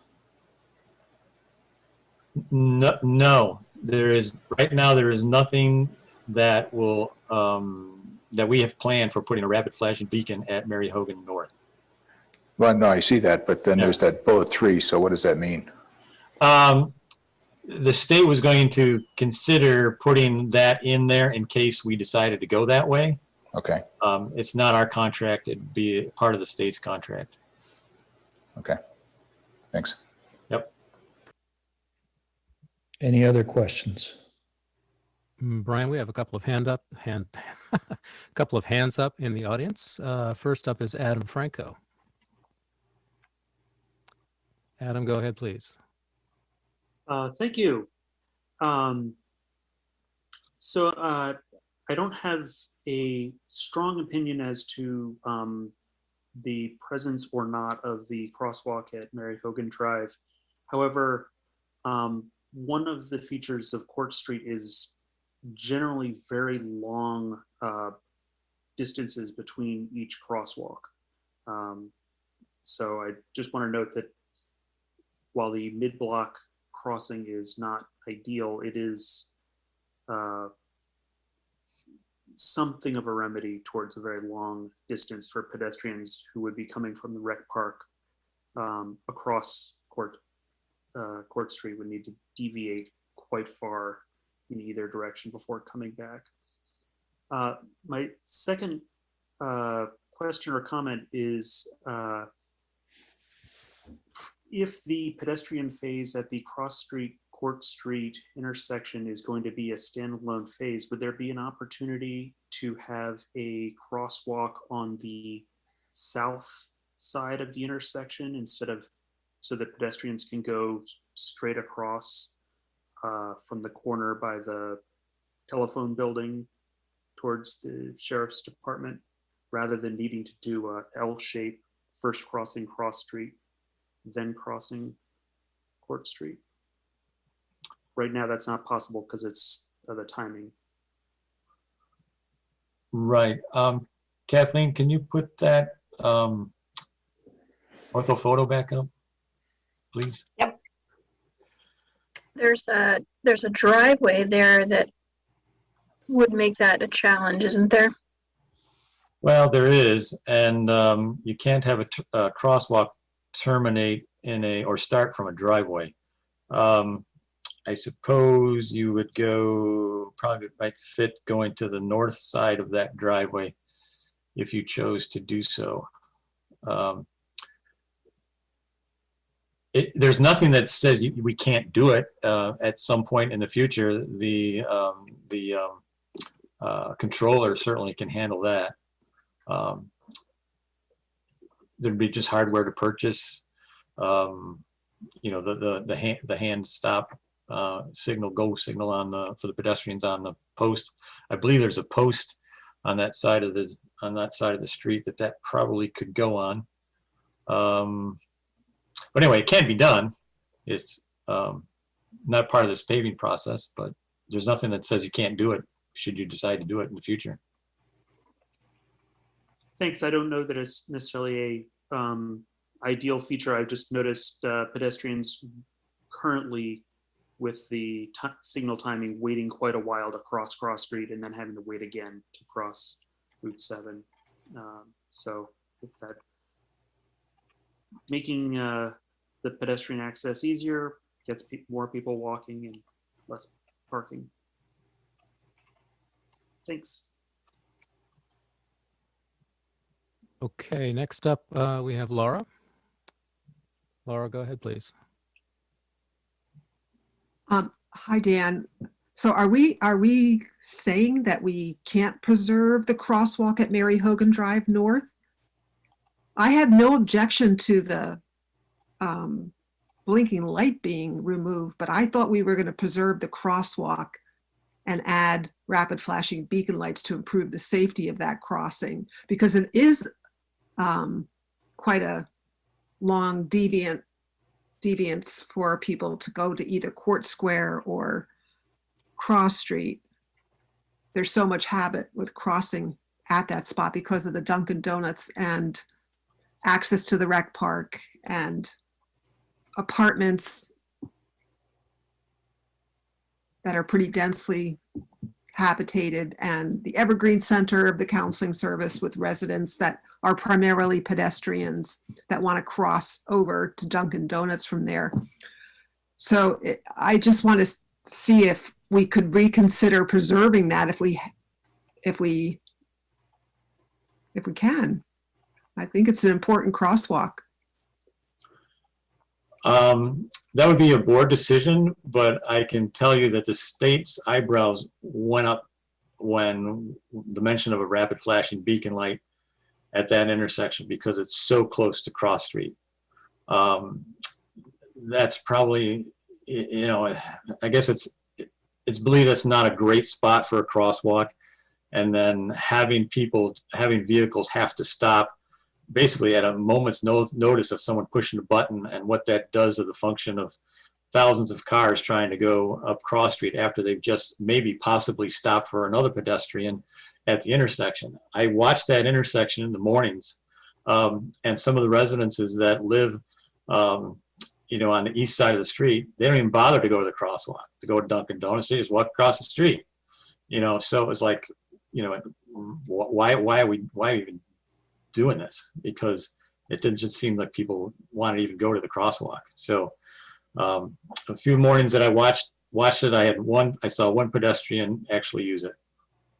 So that's just what I can give you on a short survey that I did over the past few weeks. So it's a board decision. That's all I can say.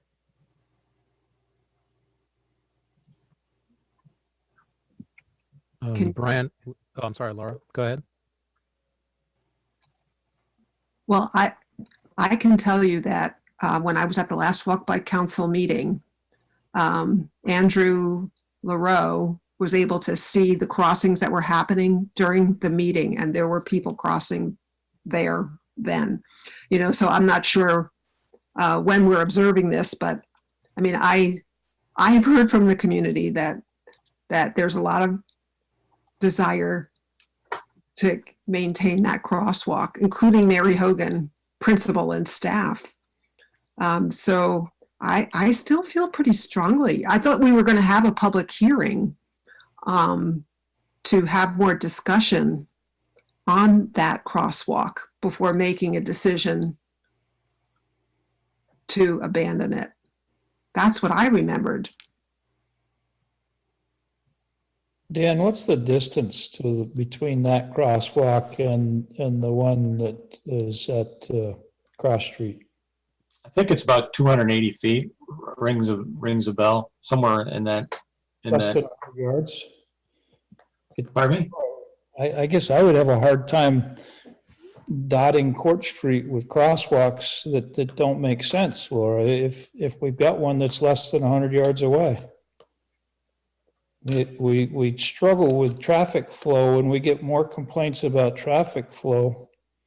And we have an opportunity to have crosswalks where we can stop all the traffic and be the most safe crosswalk that we have.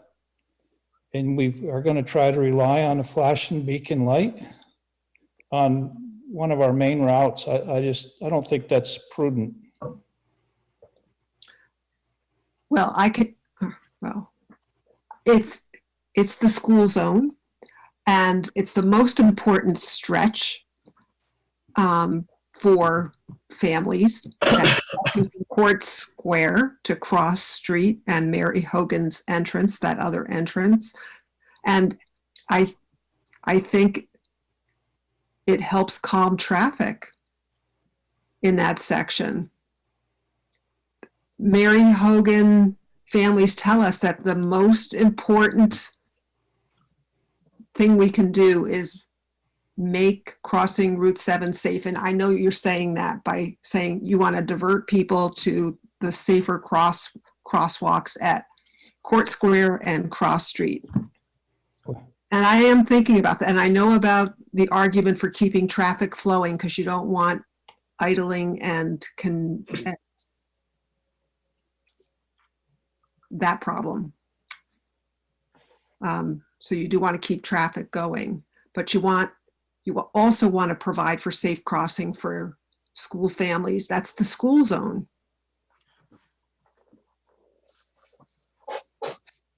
Brian, just to clarify, it's not a school zone.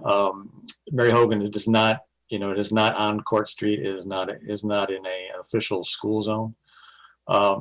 So I just want to clarify that. And I mean, Laura's point is, to make crossings as safe as possible, and that's what Cross Street's all about. When that crosswalk was put in, Cross Street was a stop sign, and that goes back many, many, many years. The signal, the Cross Street Bridge, Cross Street's been widened out.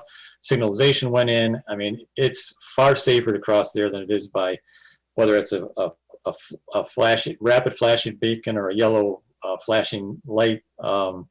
There's really no comparison, and I think that's the safest way to do it. I think Nick was next, and then you, Lindsay. Yeah, thanks, Brian. It's actually one of those areas where I cross Court Street regular on my walks, and I've in my mind been going through all sequences, and I would say right now that flashing yellow light is probably the most ignored signaled crosswalk in town.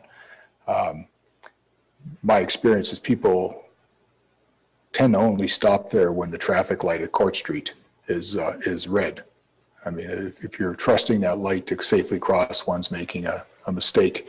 I think if from what's being proposed and really it's a little bit of a shift of how people's normal patterns are, but it doesn't seem to really be any longer to go along and just be able to go down slightly. And I do both pathways, and quite honestly, it doesn't make much of a difference from where I am to crossing into town. The idea of maybe setting up, and this is something I wonder, Dan, is with that intersection at Cross and Court, if it could almost be set up as a pedestrian scramble thing where you have a period of time where pedestrians can walk any direction, and that would address some of the issues that Adam was bringing up earlier. There are people who cross by Dunkin' Donuts, but they don't actually cross at the crosswalk, which is well pointed out. They cross about 100 feet further north of that, and they're going to continue to do that no matter what's there.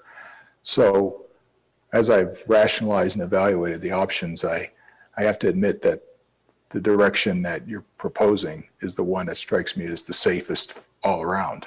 So I think that's the direction to go. Lindsay?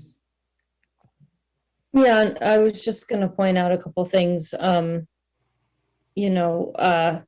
I do think if we pull out this crosswalk, we're increasing the likelihood that people are just going to cross somewhere that, like, as a pedestrian potentially that's pretty far to go to get to a crosswalk. And I'm not saying people shouldn't, I mean, obviously people should walk to the crosswalk, but the reality is at a certain point, people just won't. And then I guess my concern is also that the teen center is there. And it's open from 3 to 6 p.m. In winter, it will be dark. And so you'll have people's 12, 13, 14-year-olds potentially leaving the teen center in the dark, looking for a place to cross. And that one makes the most sense from that location. I'm not saying I won't support this. I just think, I think we're going to see, I mean, I don't know. We'll see what happens. If we're going to pull it out, we're going to pull it out. But I do think that crosswalk is probably utilized more than we realize. Just a curiosity, I mean, if, other than the few houses across the street, and if you got a hankering for a donut, why can't you walk north or south before you cross? Because you're typically not heading to one of those, if you talk about the teens, for instance, why would they not cross at one of the stoplights? Regardless. Well, that's exactly the case, Brian. And I've actually walked these different ways because, again, it's part of my regular walking route, whether I'm heading into town for business purposes or an evening walk. And if you look at the flow pattern coming out of the Mary Hogan Drive, if I go to the left and head just slightly down, then the natural progression is to go toward Cross Street over the bridge. So there's no additional steps if I do that versus if I walk straight across at the Mary Hogan Drive. Alternatively, if I go right, I go up to Court Square and make a left, and there's no additional steps in which side of the street I cross on. Bottom line is the only time I'd ever would cross there, and I admit I've done that, is to go over to the Dunkin' Donut shop. And so that is kind of the flow pattern. And even with that crosswalk there, people are crossing, but very few actually use the crosswalk.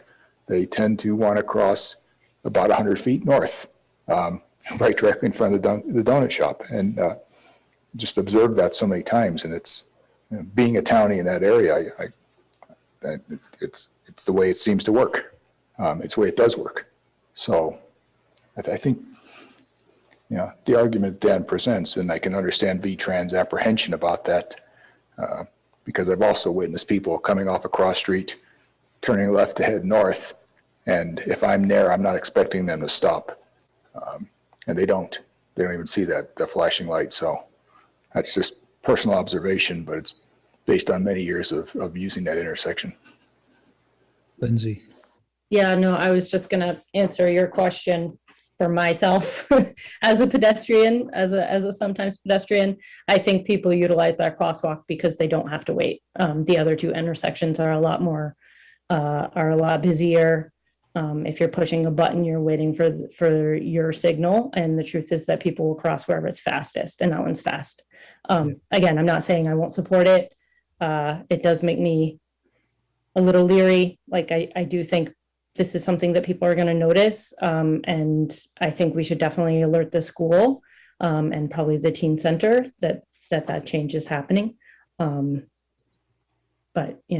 I also understand the arguments for why the other two locations are safer and, restrict traffic less. Yeah.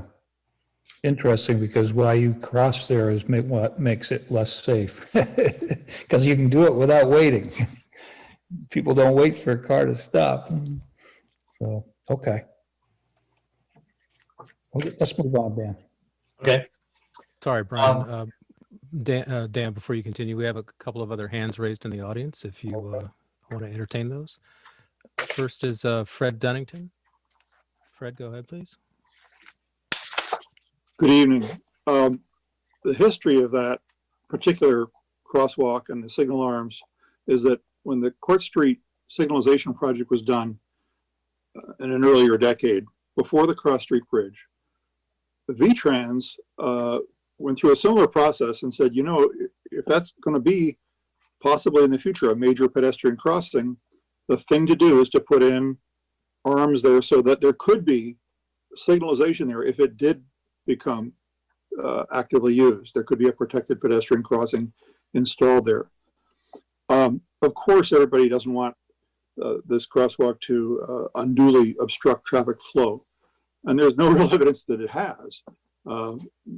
It's a balance between maintaining traffic flow and pedestrian safety, as always. So I would just hope that the report that the police chief gave and the earlier sequence leading up to this topic on the agenda, which seems to have been lost, which people do use this for pedestrian crossings, rightly or wrongly, directly or indirectly, it is a place of pedestrian crossing. And you know, if you're going to take the arms out, please leave the infrastructure in the ground, the bases for those arms, and so that you could put it back in the event that our rec park does get increased use and there's more activity there. Again, it hasn't been the evidence that it's slowed traffic up very much. With the advent of the Cross Street Bridge, the major movement through town is from 125 and 30 south to Route 7 south, and it's much less traffic going north. There's a lot of traffic that turns left from Court Street going north, only a little bit. And it's not the only mid-block crosswalk we have in town. Look up around the Middlebury Inn. There's one there with flashing lights, and does that unduly obstruct traffic? You know, so keep your options open for pedestrian safety. My long-term advice. Thank you for your help, for your consideration. Thanks, Fred. And lastly, we have Eric Remsen. Eric, go ahead, please. Hi, I'm sorry. This is Jen Kravitz. I'm the principal at Mary Hogan, and I'm just using my husband's computer. So I apologize for the name confusion. I just wanted to let the select board know that I actually think that keeping that crosswalk is really important for Mary Hogan and for access to the rec fields in the teen center. I walk to school and cross Court Street every single day. So I'm not speaking just from the experience of being a principal at the school, but also as a commuter on foot and on bike.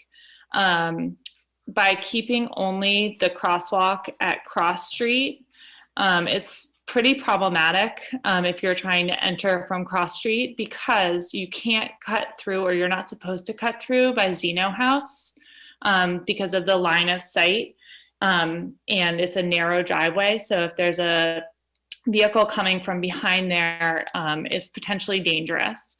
And then, so if as a student you're crossing at Cross Street, which is a natural crossing, your options are to cross at Cross Street, and then you either have to go north or south to enter into Mary Hogan. And in doing that, you have to go past a gas station either way, with cars coming in and out of the gas stations, which doesn't feel particularly safe. And I would say that the start and end of the day at Mary Hogan feel like there's a lot of traffic, and vehicular traffic is often given precedent. And so it's not, I think it could be a lot safer if we kept that crosswalk for students to access school. I think it's important to also increase opportunities for students and families to walk, bike, and really have safe and healthy choices to get to school. We know it's healthier for our community. And I think if you're removing that crosswalk, it's just reducing the opportunities that people will want to take. And I hear some of the people saying, like, why not just take a different crosswalk? If you're biking or walking with your small kids, you're going to want to take the safest way to cross. And for some people, that is the safest place to cross. You know, I'm not going to necessarily comment on whether the flashing beacons work, but I think that removing a crosswalk simply because people don't stop at it is privileging drivers over school children who are trying to walk and bike to school. I also, I guess I want to just comment, I think that Lindsay's point about the teen center is a really good one to think about. I think it's also one that in the fall, when there's soccer at the rec park or baseball or the ice rink in the winter, that's the natural crossing is right there. And so people are going to cross there even if there's no crosswalk. And it would be better if you kept a crosswalk and kept them safe. And then lastly, just from my own experience, it's much safer when I'm biking to school to cross at that crosswalk. I have crossed at all the crosswalks, but that's the one where I feel safest crossing because I know that cars are going to see me when I'm crossing there. And I don't always feel safe crossing at Cross Street or at Mary Hogan South, because there have been a number of times when people have gone through that light and not seen me waiting, even though I had a walk signal. So thank you for your consideration. I really appreciate it. And I know you guys are doing hard work. So thank you so much. Hey, Dan, just a question along Fred's comments. When we take down everything, will the power still be there and just capped? So if at some future, once everything gets back to normal, if we decide we want to put a crosswalk back in, we can do that? Yeah, they're just going to pull the posts down. The bases can stay. I don't think there's any reason. I mean, we would just have to jackhammer them down, which I don't think is really necessary. The electric is on the corner of the gas station, near the corner of the gas station property of Mary Hogan, on that southeast corner. And so, yeah. Leave that as an option. We just want to dismantle it, that's all. Okay. Can we move on, Nick? Yeah, we can, Brian. I was just sitting there and I looked at the map and I was suddenly thinking maybe we're looking at the wrong solution for that, but we can discuss it another time. Okay. Dan. Okay. The next item is the change order number 2 for Vermont Integrated Architecture. Asher Nelson is requesting some additional funds for time spent managing the PD reuse project. His request is $3,600. He had sent a note, and I believe that was all in your packet. And we briefly discussed this at the infrastructure committee too, but the committee wanted him to provide a more detailed letter, which you have.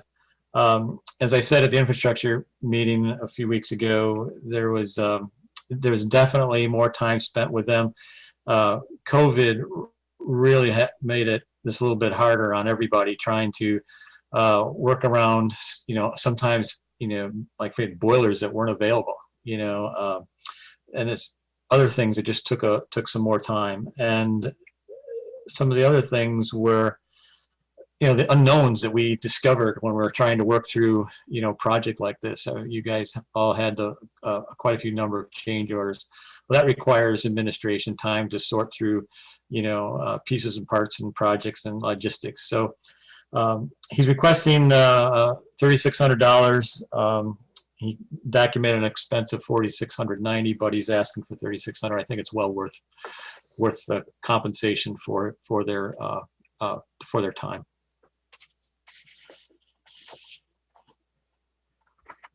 Questions? Pleasure of the board.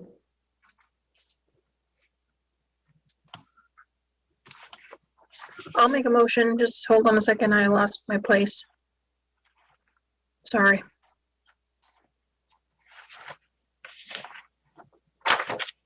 Too many pages. Page 12 at the bottom. Thank you. There we go. I'll move to approve change order number 2 for the PD building reuse project as submitted by Vermont Integrated Architecture for a total cost of $3,600. Second. Questions or comments? All in favor signify with thumbs up.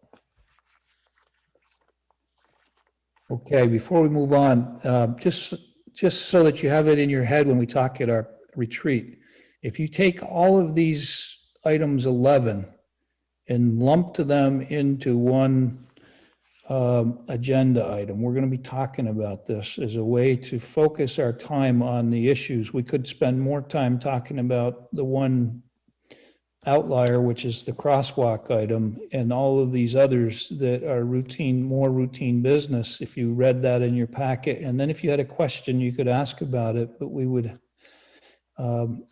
take care of them all in one consent agenda.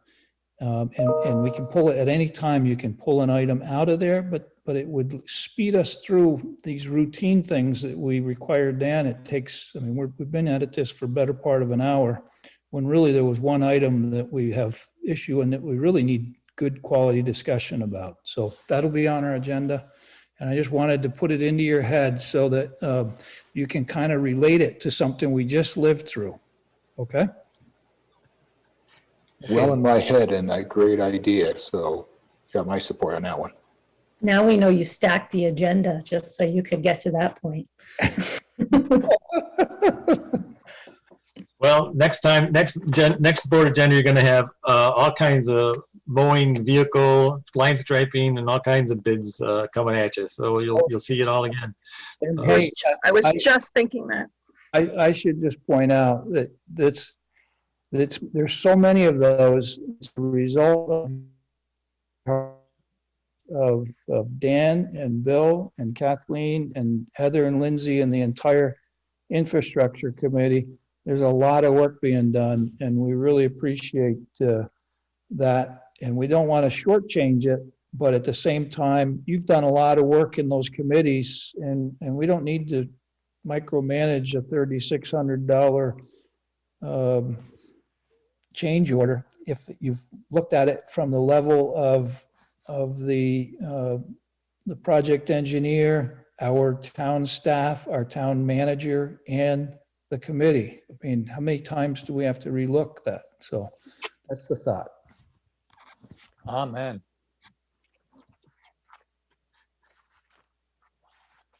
Okay, Dan, number 12. Sure. Okay, there's two documents here, and Kathleen will have to have some of you follow up with her and get your signatures on these two documents. Excuse me. They are actually part of the grant application for the Katy Road culvert we talked about earlier. One is the annual financial plan for town highways.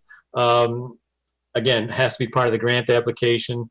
V-Trans basically wants to know that we're spending, gosh, I can't think of the number. It's like $300 or $30 a mile or something on our roads, and of course we're way above that. It's kind of an odd exercise if you ask me. But anyway, for the annual financial plan, you'll see the class 1, 2, and 3 dollars. That's what the state sends us. Town tax funds are part of our revenues from the taxpayers. And then the part below that are expenses, and these items come from a combination of the O&M budget and the capital budget. And so at the end of the day, the two numbers have to agree. So the total amount that is for revenue and income is $3,008,000, $8,065 and no cents. And like I said, you have to, yeah, on the second page, it says that you're spending at least $300 per mile for all the town highways. And we're way above that. So, but anyway, I need you to approve the form, and I'll have some of you will have to have signatures get to Kathleen. So the other part of it is we can just do these together. There's a certificate or certification of compliance for town road and bridge standards. Again, this is part of the grant application. We have to certify that we have adopted standards, which we do. I think they might have been sent out in the packet, but there's several pages of that. But that's what the highway department follows when they do repairs. The other checkbox is that we have an up-to-date highway network inventory, which identifies several parameters, and which we have, and we also have to, so like I said, we have to certify that. So these two documents, the board has to approve and then provide some signatures on, and then it goes to in with a grant application. So I'm requesting you to approve those. Okay, Heather? Can we change that motion to authorize Kathleen Ramsey to sign, or does the member of the board actually have to sign that? It says duly authorized administrator on the bottom of one, and duly authorized representatives. I'd certainly be by board action, that would be acceptable, I would believe. So I think I would move to authorize Kathleen Ramsey to sign the annual financial plan for town and Middlebury highways, certifying total estimated maintenance expense for FY22 of $3,008,065. Second. All in favor? Signify with thumbs up. Okay. I'll move to authorize Kathleen Ramsey, town manager, to sign the 2021 certification of compliance for town road and bridge standards and network inventory. Second. All in favor? Thumbs up. Okay. There you That is go. that is all I have. Thank you. You're welcome. That's all he has. You could tell. Thank you all. Did we have somebody from Vermont Gas with us? We do. I'm going to move Dave Walker into the meeting. Oh, now it's time for Dave.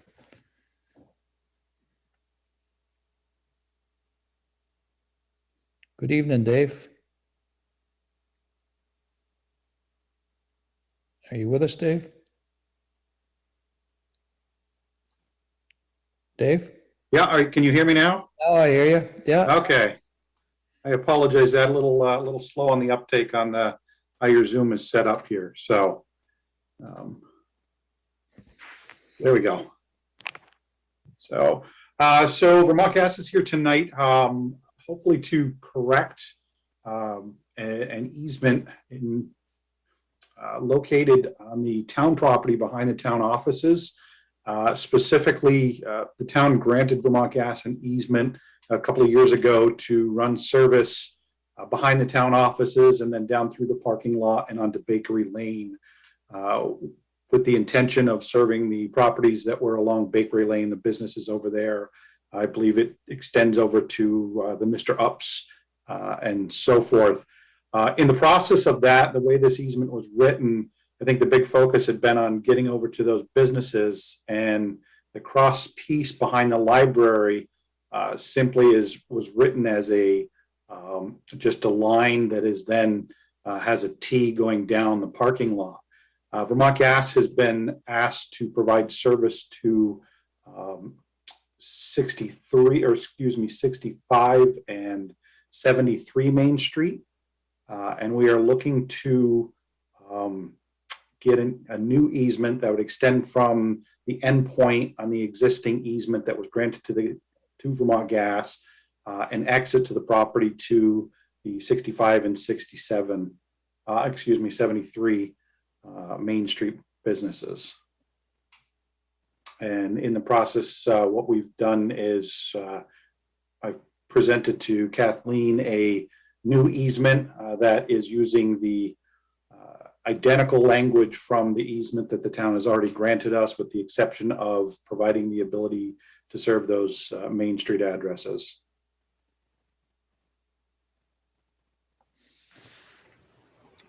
Any questions of Dave? I'm just looking at the map of your easement, and I've had troubles orienting a little bit here. So do I have the ability to share here?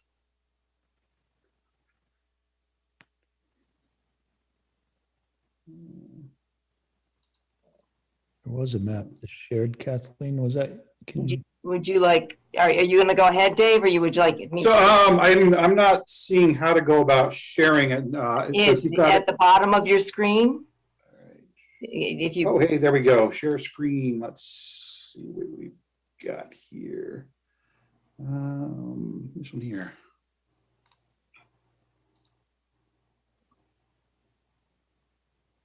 Okay, you showing this drawing up now? Yes.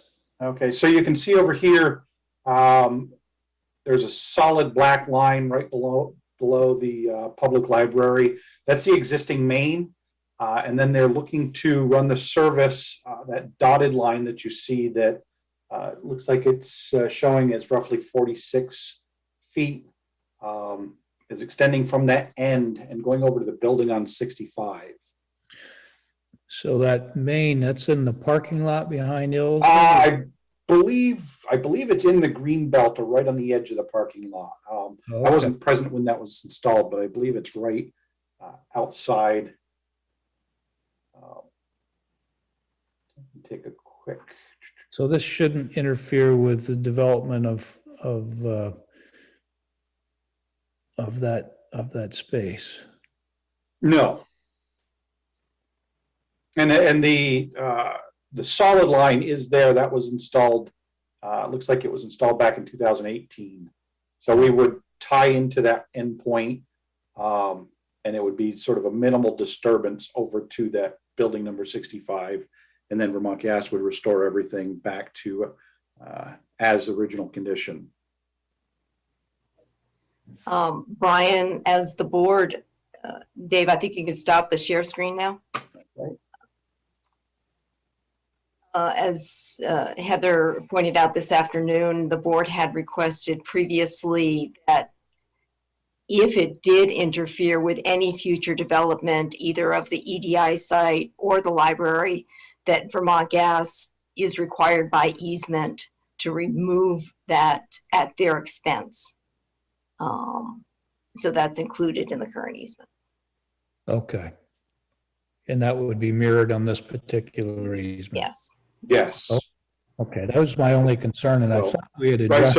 so Brian, for clarity, the previous easements that were granted, we literally used all of the previous language as far as the commitments for Vermont Gas in regards to relocation and such. The only change on this was that it specifically called out the ability to tie into that endpoint as shown in the drawing here and go over and serve those properties at 65 to 73 Main Street. Okay. Any other questions or comments? Pleasure of the board. I move to authorize Town Manager Kathleen Ramsey to work with Town Council to initiate the required Section 1061 public notification process regarding the request from Vermont Gas for a permanent easement on town-owned land to provide service to 65 Main Street and 73 Main Street. And if no citizens petitioned objecting to the conveyance is filed with the town clerk within 30 days of the publication of the Section 1061 notice, I further move to authorize Town Manager Kathleen Ramsey to execute the deed of easement.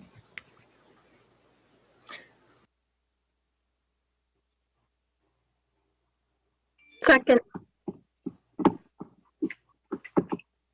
Okay, any other questions or comments? All in favor of approving the motion, signify with a thumbs up. Okay, thank you, Dave. Thank you very much. Okay, next, a number of us went on a site visit to the Dutton property, and I've got a nice tour. Our half-hour walk, it was kind of like Gilligan's Island. We were out there for an hour and a half, I think. But pretty property, and so I don't know, any thoughts or comments at this point as far as any different, would anybody change any guidance that we've given to Kathleen with this particular property? Dan? Yeah, I would just, I'm not sure where we're at with actually assessing the value of the property. I know what's been told to us, but I would assume that we would do some type of appraisal. So I've reached out to a local appraiser who is currently reviewing the appraisal that we have, that the seller provided to us, and we're going to provide a proposal on how much it would cost and to do the appraisal, and what would the scope of services be? Would it be an update to the appraisal that we already have, perhaps. But he did say that they are very, very busy right now. So it would take 6 to 8 weeks to come back with any finished product. Okay, and that's our next step. Is that correct? Yes, and I also secured the services of Jim Carroll to serve as the town's attorney in this transaction, Okay, if it moves to a transaction stage. right. Don't want to get ahead of ourselves. So any other questions or comments on this? Okay, so that's where we're at. Some of us have been there, and we kind of feel like it would be a good addition, but we'd like to hear from the professionals what the property's worth. Next, we had some correspondence on, we've talked previously, I'm trying to remember, I think it was before a couple of you may have joined the board, or maybe it was just before Esther, but Esther, this is the cemetery that is on, it's on Painter Road on the hillside, just past that sharp corner where a lot of people go off in the winter. And it was brought to our attention that the town ought to take it over. It was kind of an abandoned cemetery of sorts, and I don't know, maybe you can fill us in from there, Kathleen? Sure. Every once in a while, we get an inquiry about someone desiring to purchase a lot in the Bushy Cemetery. And so we did some work to find out what its status was. The Bushies, who were the adjacent property owners, say that it does not belong to them. But to clarify that, the town council has suggested that we have them execute a quitclaim deed, because it appears by a survey that they would be the owners if anyone is. So that is what I'm proposing going forward if the board wants to pursue this, securing this cemetery. Kathleen, any idea how many vacant spaces there are left in that cemetery? Is there quite a bit of space? When I was there recently, it didn't look like there was a lot of space left. And, oh, Dan? Yeah, Kathleen, is this something that is an advantage for the town to take over? And I assume there's an associated cost with the upkeep in it. And is this something that you would support as a town manager? So there is a process where people could, so it's probably going to come to us one way or other. It's either going to be not upkept and abandoned, and people petition the town, or the town takes it over some way. This would allow for an orderly transition to do this. I checked with Public Works about that. They were agreeable to taking on responsibility, and the town clerk was also in favor of going forward so that we clarify the ownership. Thank you.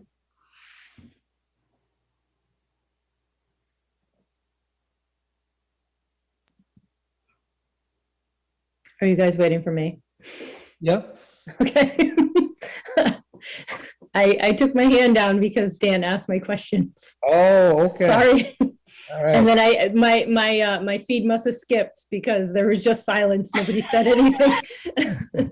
Sorry, I'm all set. It was all total silence.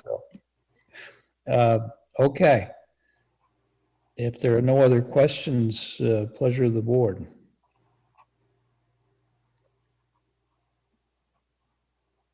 I will move to authorize Town Manager Kathleen Ramsey to have council prepare a quitclaim deed relinquishing any rights that the Bushies may have in the property to the town. I further move to authorize reimbursement of the Bushies reasonable expenses for legal review of the document. Second that. Any comments or questions on that? Hearing none, all those in favor of the motion signify with a thumbs up. Okay. Dan, you have the check warrants. Yes, I do. By the authority of the select board granted on April 28th, 2020, I have reviewed and approved total expenditures of $5,495,267.98, consisting of $5,289,430.58 for accounts payable and $205,837.40 for payroll for the period of March 24, 2021 through April 13, 2021, and I move the board's approval of payment of these expenditures. Second. All in favor signify with a thumbs up. Okay. Kathleen. Okay, in addition to the current correspondence, which is in your packet, I have some good news received from the Northern Border Regional Commission. We submitted a letter of interest after the last select board meeting for $650,000 for the Washington Street Court Square water main, and they said that they've deemed our letter of interest as a competitive project and invited us to submit a grant application to them by May 14th. Great. Wow. Okay. Board member concerns. Dan? Yeah, just a couple of things. I wasn't going to interrupt the congressman tonight, but I did with Rebecca there. I thought it was a great opportunity. There's a huge discussion going on in with the restaurants now, and I know Brian, you understand this with the business, but I think we'll probably hear more about that. There's some talks between them that they're going to approach the select board and anybody they can get to listen to them about the incredible shortage of people working right now. It's like hundreds of people seem to have disappeared.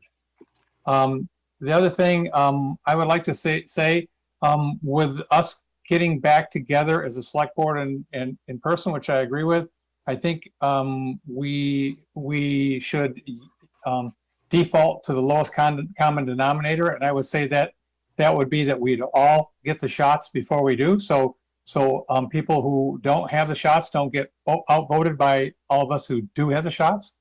So, and I think that will probably be pretty soon as Esther comes up in the next 2.5 years before she gets eligible for a shot. But I don't think it's fair to try to force everybody together with that. And I also like to make a suggestion is that when we do go back in person, I would really highly recommend it. That times have changed, and I think we should have a Zoom capability available all the time for both us and for the constituents of the town to be able to come on board. So we need to be looking into how to do that.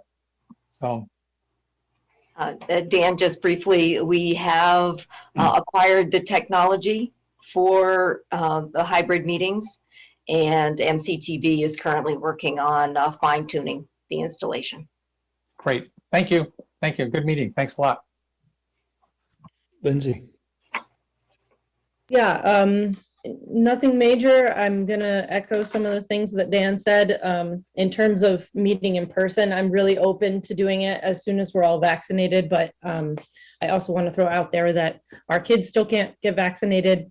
I've got 3 kids. None of them are old enough. So I'm happy to be in person, but let's be sure we can somewhat distance and be responsible. And then, I had a whole other thought that just left. It happens. It's late. If I think of it again, I'll put my hand up. It wasn't anything major. It's gone. Somebody else can go. Thank you. Esther. I just want to say, Kathleen, I appreciate you.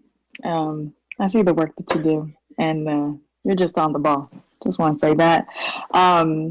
Yeah, it was good to see everybody. This was great. I do want to put out there, I don't plan on getting vaccinated for medical reasons. But I still want to meet in person, so social distance. I also have 2 kids that can't get vaccinated. So, yeah. Okay, and that's why, just send us emails when it works for you, and we'll figure it out here. Heather. So I just have a quick request. In trying to read some of the other committee minutes, there are often acronyms used that I have no clue what they stand for. And I know to the person writing the minutes and to the committees approving the minutes, it all makes sense, right? Because it's that they're dealing with it. And I try to be conscious of it in the things that I have done, for infrastructure and stuff, calling out what the acronyms mean. But Kathleen, if there's anything you can put out to people doing the minutes, and just if they could put even in one place on the minutes what the acronyms stand for, so they don't have to write them out through the whole minutes, that would be helpful to people like me who are getting sick of the acronyms. And I just want to thank Kathleen and Dan again for their great work on the infrastructure committee projects. And I'm so happy we're finding some money trees. So thank you. And Nick. That's a good point, Heather, because today NPS just issued my PIV card as authorized by DOI. So if I work for another agency, I haven't a clue what they're saying. But just once again, echo, and my first comment was going to be related to what are the thoughts on us meeting together again, because it is just I find Zoom has worked, but it's a richer meeting. It's a much more in-depth meeting when we can sit there. It's just a stronger meeting. So look forward to everybody doing whatever you can to get the vaccine or whatever measures necessary so that we can be together, because again, it's just much more important. And Dan, the issue, it sounds more significant now than it's been in a while as far as labor, but I've been hearing that since I've been on the board of this issue. And so what I would welcome, and I've heard potential various solutions through the years as well, but what I would welcome is with this group, if they're going to come and present to us, and I certainly want to hear what they have to say, but I'd like to hear their thoughts on solutions. What can we as a board do? Because if they come and just say, well, we're running out of labor, we don't have it, it's like, well, I'm sorry, but what can I do here from the seats that we sit in? But if they have some suggestions, then that's going to help us look at what directions that we may be able to go to resolve this, because it's been an ongoing thing for the 11 years since I've been on it. Yeah, they're circling the wagons here, and I think they're coming up with some ideas and suggestions and everything. But right now, we're dozens and dozens and dozens of people short on the restaurants, and they're offering jobs. They're advertising for $20 and $25 an hour to come in to a restaurant and work in the kitchen, and they're getting no applicants at all, none. No, once again, and I know and they're going to go down to 4 days and 4 and 5 days a week. No, and once again, I know that, and I know a lot of restaurateurs, and I appreciate what they do, and I love their product, and I want to help, but I want to know, what can I do sitting in this seat? Well, not this seat, but the board seat. Yeah, I will take that message back to them. Yeah, thank you. I agree with you. Yeah. On that particular one, there's a lot of them theorize it's the way that the current unemployment program is structured, with the payment size and the lack of a requirement to show that you're looking for a job. So yeah, there's that. That when you look at those kind of numbers, Nick, it's a little bit different than our typical issue that we're talking about as far as workforce development. This is like an entire workforce just disappeared. No, and I appreciate that. And I mean, I've heard things of housing issues are there, and but greater opportunity in other locations, and they know that, but I'm hearing the same thing you're saying, Brian, and I've heard that repeatedly for the last 6 months. Yeah, through the Table 21 grants, solicited the number of workers that were in a restaurant in February of last year, and the number of workers they had in working this June, and there was 175 people just in restaurants in town. Dan, can I ask a question?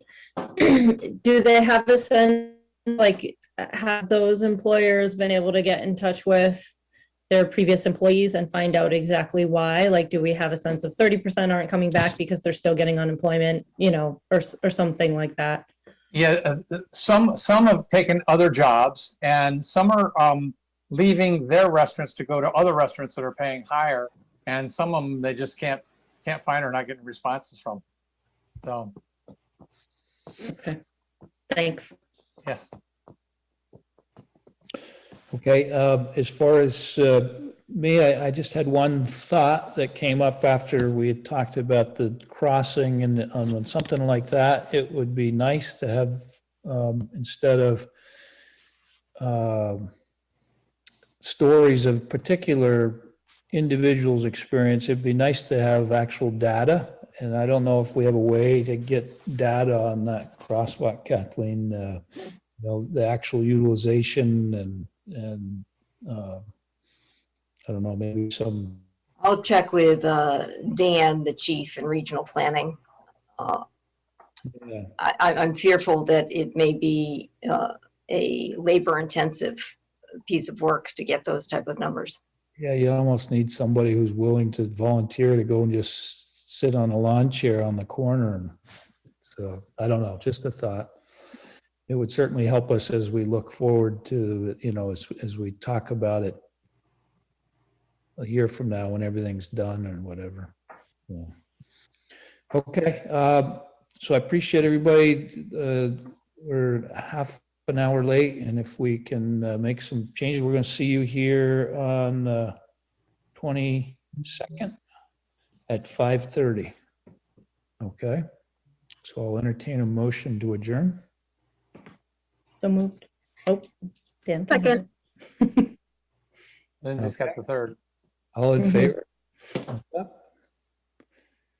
make sure you get your feedback to Kathleen, and have a good evening.